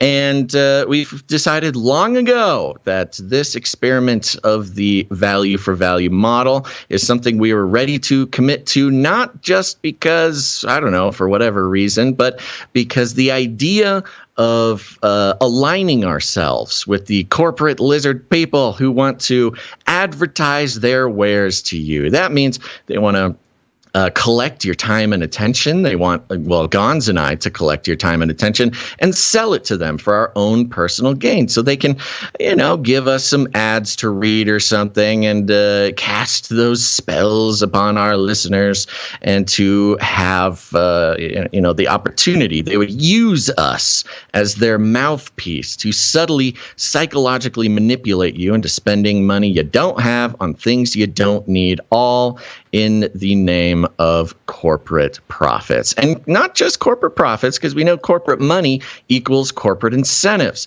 And we just want nothing to do with that. Why would we use this show as a way to progress in sort of old, some might even call it demonic economic system that sees you, dear listener, not as a human being with, a child of God with loves and fears and worries and family and these types of things. No, they see you as a nice economic cog in a larger machine.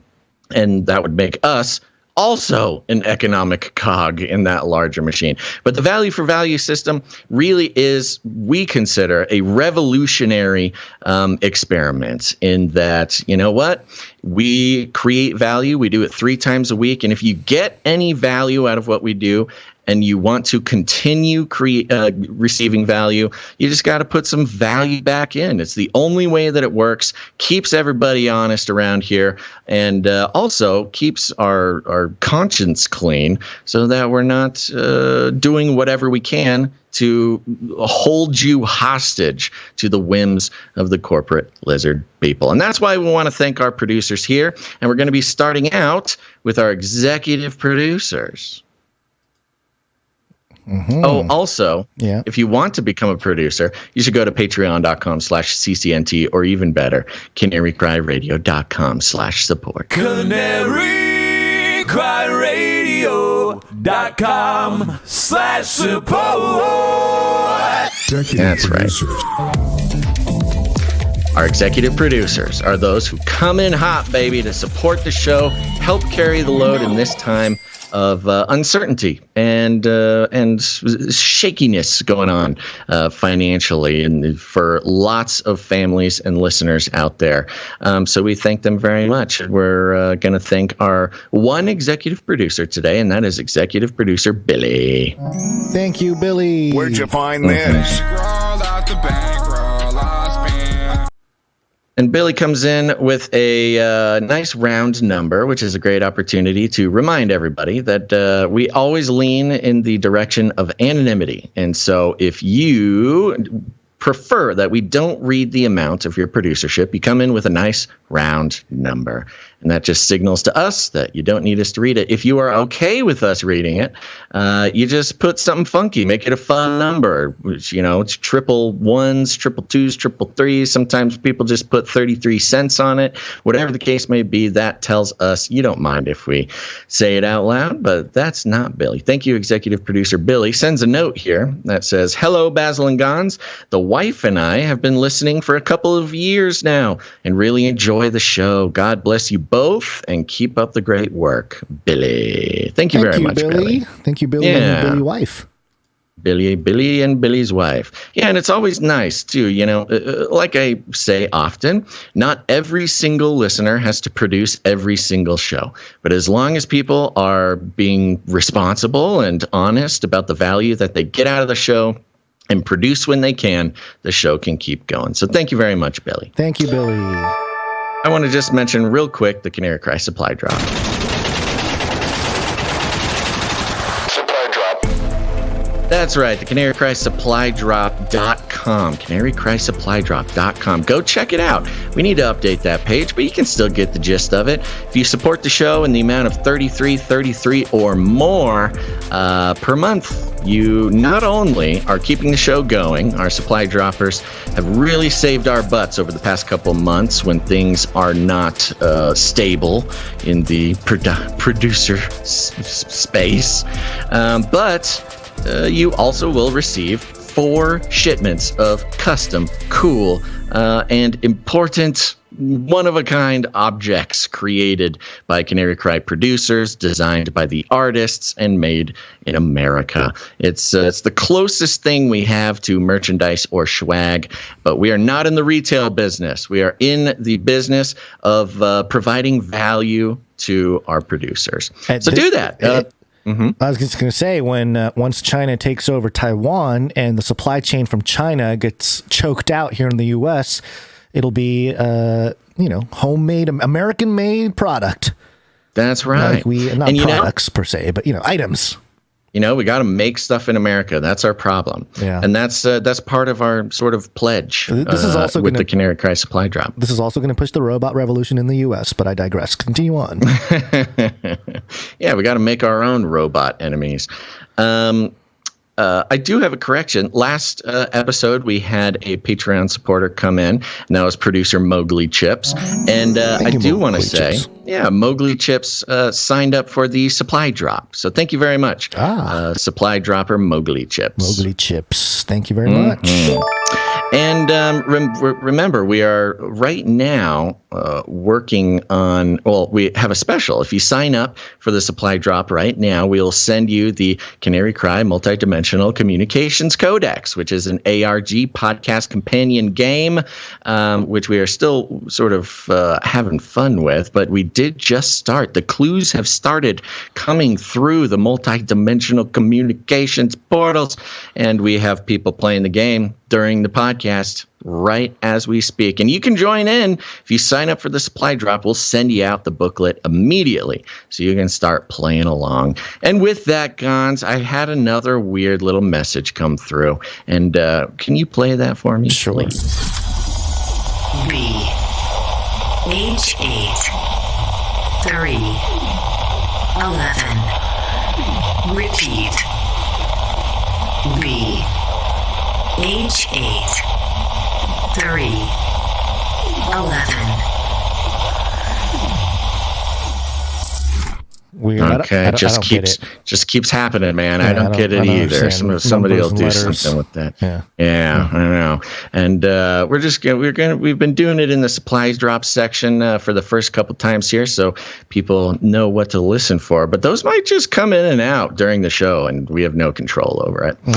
So thank you very much to Mowgli Chips, and go sign up for the supply drops. CanaryCry.Supply.com. Still waiting.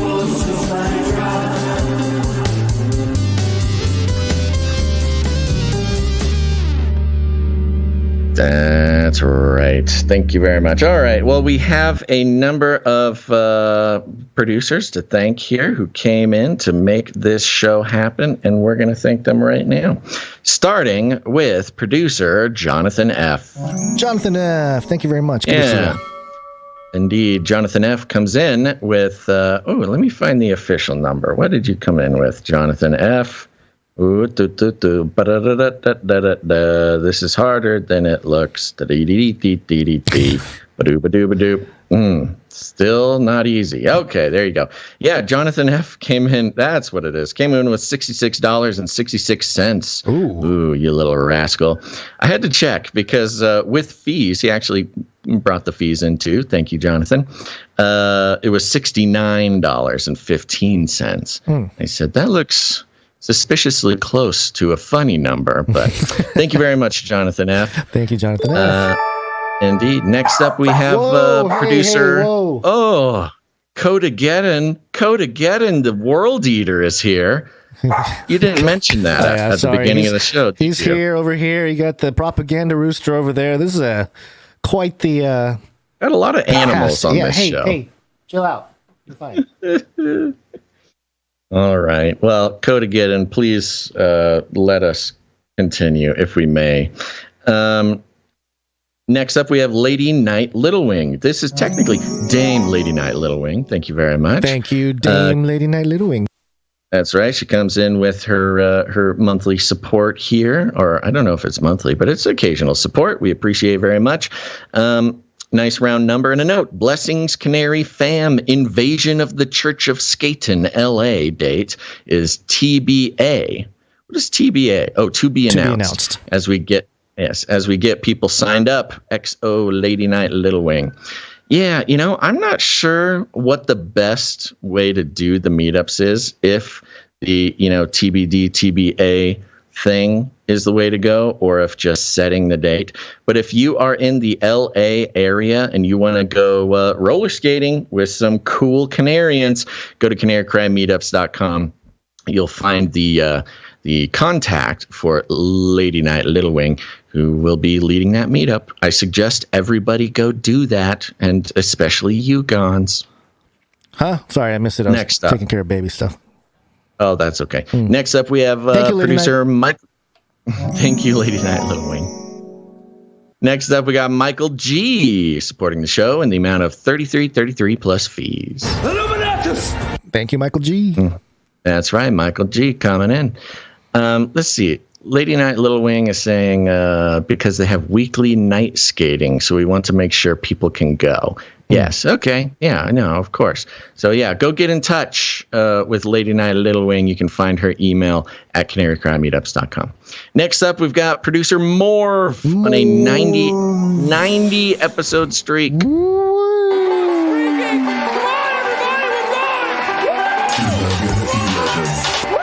Right, comes in with 1111. And a note here, happy Friday. Hope everyone... Keep playing with the Friday thing. Yeah. Happy Friday. I hope everyone has a good weekend. Thank you, Morph. Thank you, Morph. Appreciate it. Next up, we got Nicholas B. coming in with the 1111 plus Nicholas fees. B. 11. That's right. Keep up the great work. Love the show. Thanks, Nicholas B. Thank you, Nicholas B. Next up, we got Sir Casey the Shield Knight with a 155 episode streak. Oh, yes, they call him the street. Fast thing on 2 feet. The streak. Yeah. You know what? I thought we got a... yes. Yes. 11. I thought there was a note from Sir Casey, but I'm not seeing it. Strange. Maybe Here, maybe that's what's going on. In the document? No? There's a document. No, the one. Yeah, that could be it. Yeah, happy Friday, blessings. Yeah, sounds good. Yeah. Happy Friday, Sir Casey. Thank you, Sir Casey. Oh, no, that is actually not what it is, but I'm sure I'm sure he wishes us a happy Friday there anyways. of a message. Yeah, sorry. I thought that's what was going on because I saw that before the name. Yep. Yeah, okay. I hear you. No worries. That was actually from our next producer One Lousy Petunia. Thank you, One Lousy Petunia. Yeah. That was the note. Who comes in for 1111 plus fees. I see. Yes. 11. And the note that says happy Friday, blessings. Thank you, One Lousy Petunia. Thank you, One Lousy A Petunia. little bit unorganized on my side today, but that's okay. We'll make it through. Next up, we got Sir Scott Knight of Truth coming in with a pocket full of sevens on a 145 episode streak. They call him the street. Fast thing on 2 feet. Yeah. Next up, we got Sir JC Knight of the Techno Squatch. Thank you so much. 1001. Amen. That's right. He comes in with a 103 episode streak with the 1001. And he sends a note that says, just listen to the first half of Our Mother's Ravel episode. Mrs. Basil. Oh my gosh, dude. What is going on with the internet? Mrs. Basil's mom is one super cool person from the sound of it. Hope everyone enjoys this Friday day. Keep playing with the Friday thing.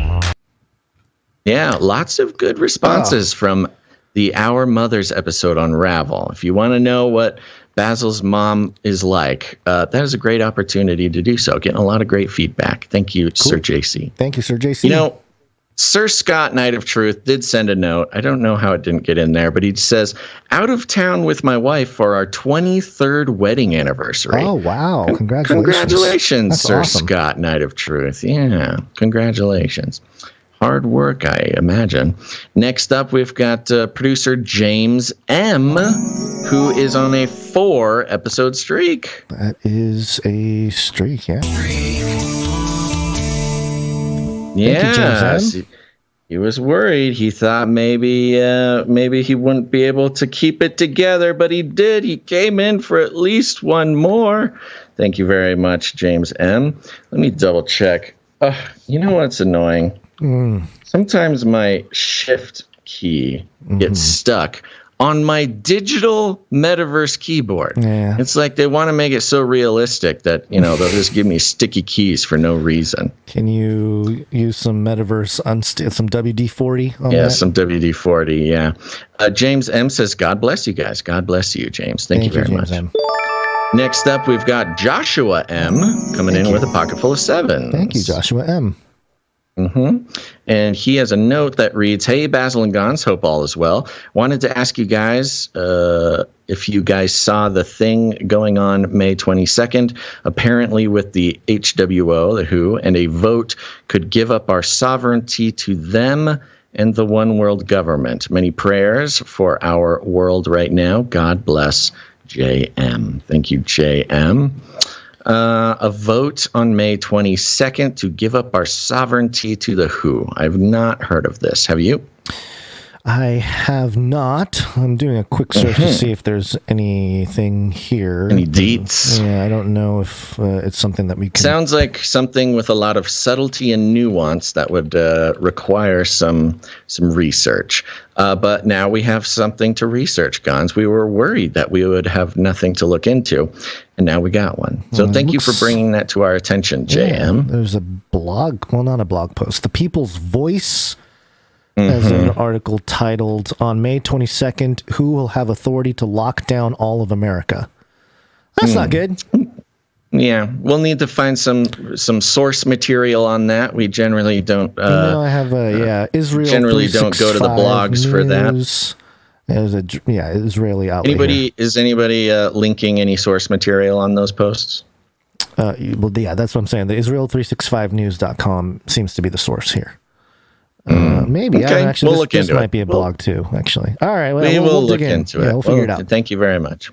All right. That concludes. Let me do a quick little refresher-oonski here, but I believe that will conclude, yes, it does, the producership of the show in the amount of 777 or more, which entitles to have a note read on the show, but we got a few more people to thank on the other side of that, starting with the Streak Sisters, Veronica D. on a 120 episode streak. And that's the button. Hold on, sorry. Thank you so much. Next, we've got the other Streak Sister, Gail M. on a 120 episode streak. My stream deck is frozen. There we go. No, why? Why? It's the technology.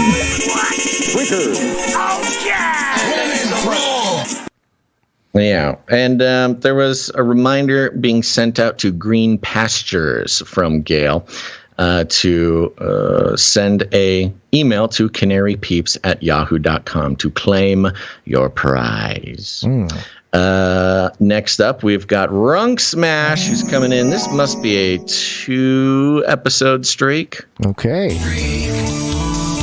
Thank you, Runk Smash. Next up, we've got Jackie U on a 60-episode streak. 60, there we go.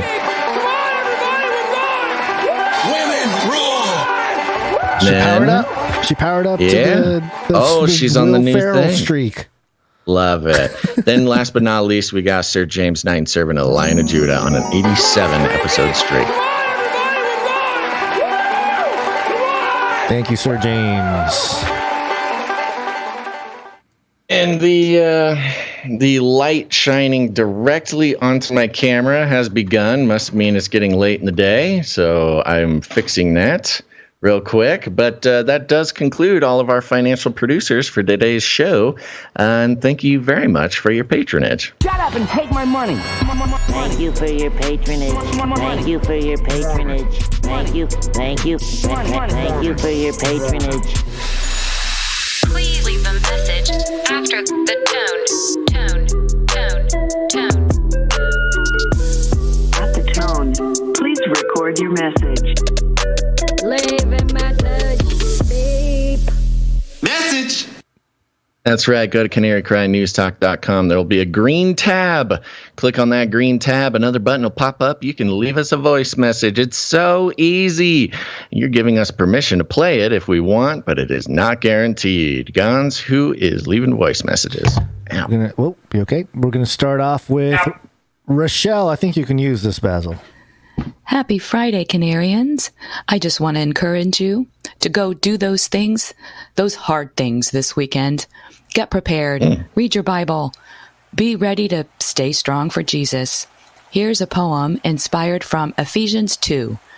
Dead in your transgression, dead in your sin, the spirit of this world calls you to win. Now is the time for leaving the flesh. The spirit and soul struggle to mesh.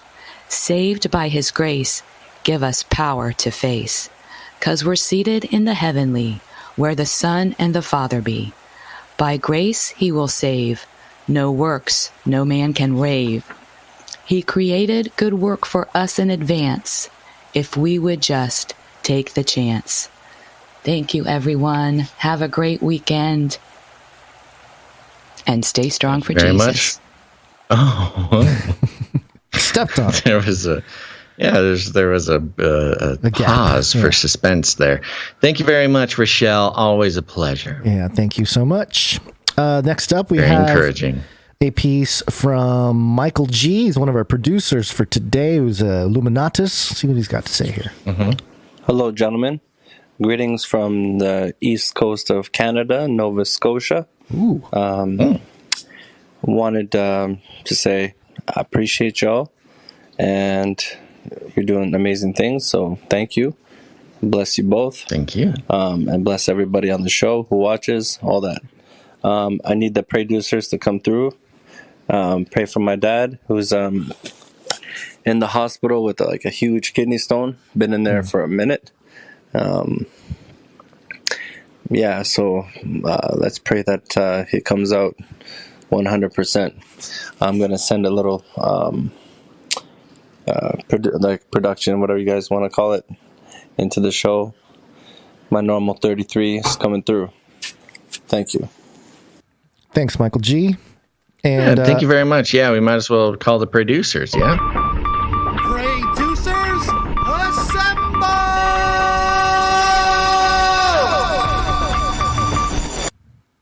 That's right. We're calling the producers. They are Canarians, just like you, who are committed to praying for the show and praying for everyone connected to the show, but especially answering the call when prayer is needed. So Michael G's dad in the hospital with a big old kidney stone, definitely praying some comfort and some healing and a quick resolution. Yeah. That can be, oh my gosh, a big deal. Yeah. So thank you very much, Michael G. And there you go. Everybody keep Michael G. Senior, Michael G's dad, in your prayers for quick recovery. Yeah. Let's crush those kidney stones.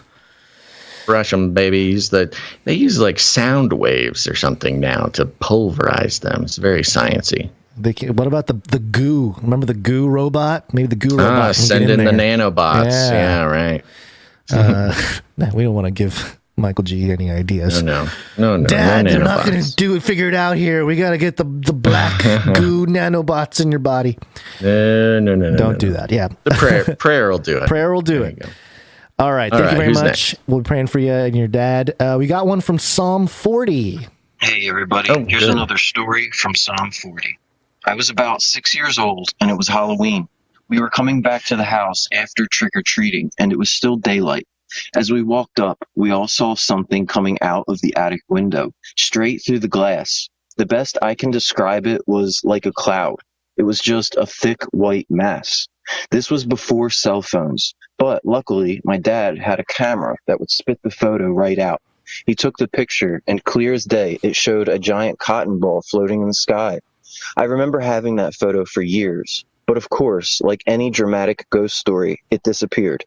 The real kicker is that in the early 1900s, the house was a funeral home, and legend has it, the original owner hung himself in the attic after his wife died from an illness. But that's a story for another time. Hey Basil, since I missed you last time, what's the first memory you have as a human being? I hope you didn't cover that in the recent Ravel episode. I haven't finished. Mm-hmm. Oh, got cut off. Got cut off. Yeah. 90 seconds, baby. That's fun. Did Psalm 40 leave an interesting story on your solo episode on Friday? Is that what that's about? I think so. Yeah. I remember seeing a message from him coming in. Yeah. My first. That's a funky story, by the way. The supernatural things going on, always spooky. The camera that spits out photos right away is called a Polaroid. Might be a generation of kids who don't know what a Polaroid camera is. Polaroid's actually still very hot right now. Is it? It's a retro thing, right? It's like a retro. Not the ones, yeah. I mean, they've got all sorts of products still available. My first memory. That was the question, by the way. I think it was Psalm 40's story, and then he asked me what my first memory was, which was crying in the crib. Yeah. Oh, you actually remember crying in the crib? I was one of the, when they were leaving me in there to soothe myself or teach me how to soothe myself. Yeah, that old thing. The first memory that I can recall was I must have been 2 years old, definitely under 3. Must have been 2 years old, and somehow I had a little slingshot, and I was told not to shoot anything with the slingshot, and so I secretly grabbed a golf ball, went into the garage, and shot a golf ball in the garage. And I was At 2 years old. And so it did absolutely nothing. It just sort of like fell and bounced on the garage, concrete floor. And my mom came in and was like, "Did you shoot the slingshot in the garage?" I said, "No." And that's all I remember.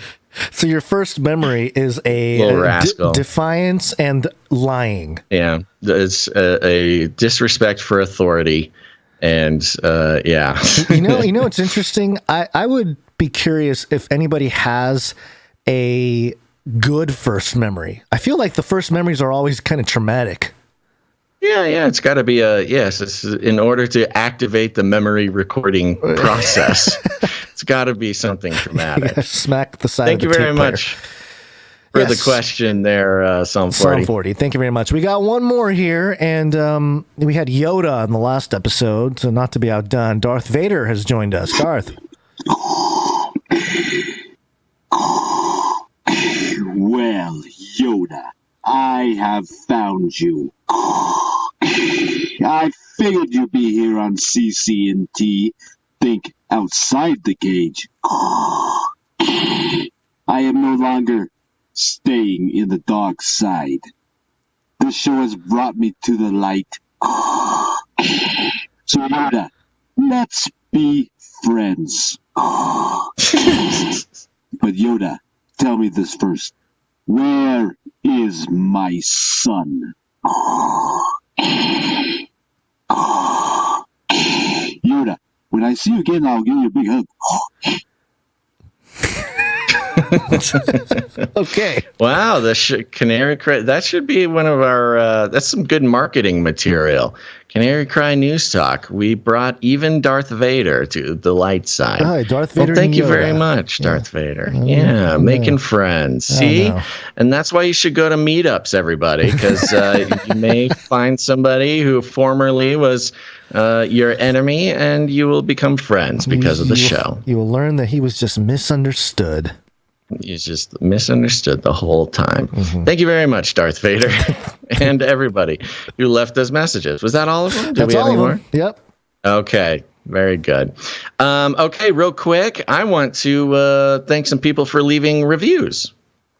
Oh, we're doing reviews. I forgot. Sorry, I forget that Just it was a quick review. Yeah, I'm splitting them up between the breaks, and this will be fast. Yeah, the board is different here. There we go. Thank you. We did it. We hit 5 reviews before Friday. It's a really important thing for us to do, and something that Gonz and I have no control over. Only you do.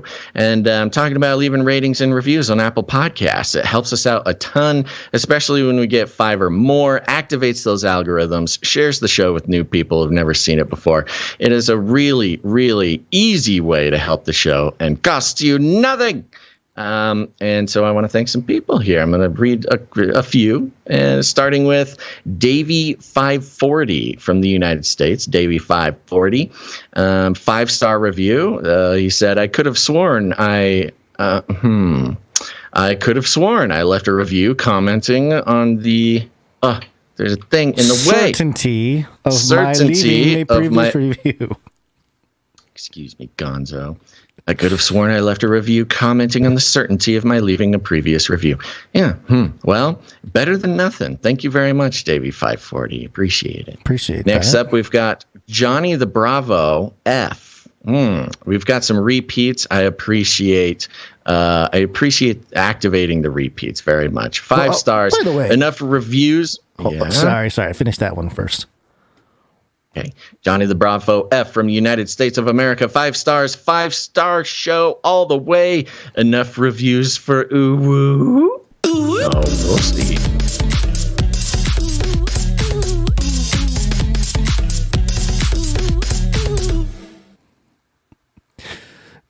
Sure, we can do it now. Well, because thank you very much, down to the Bravo app. I just wanted to say, Davey 540. I thought was the bass player, the biggest bass player on YouTube, but that's Davey 504. So maybe his brother or something. Sounds right. Sounds right. Yeah. Anyway. Next, we got Harold Donaldson from the United States of America. 5 stars. Ooh, woo. He says, I'm not a ugly, I'm not a ugly, horrible person.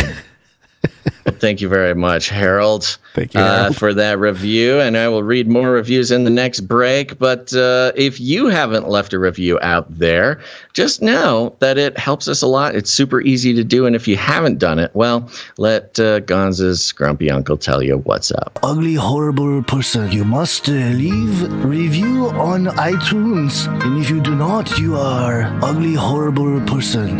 You bring shame to family. Bing chilling. Ugly, horrible person. That's right. There you go. Head on over to Apple Podcast. Leave us a review. Thank you so much for that, everybody. And yeah, let's do it one more. We did get 5. We might as well do the ooh woo again. Okay. Ooh.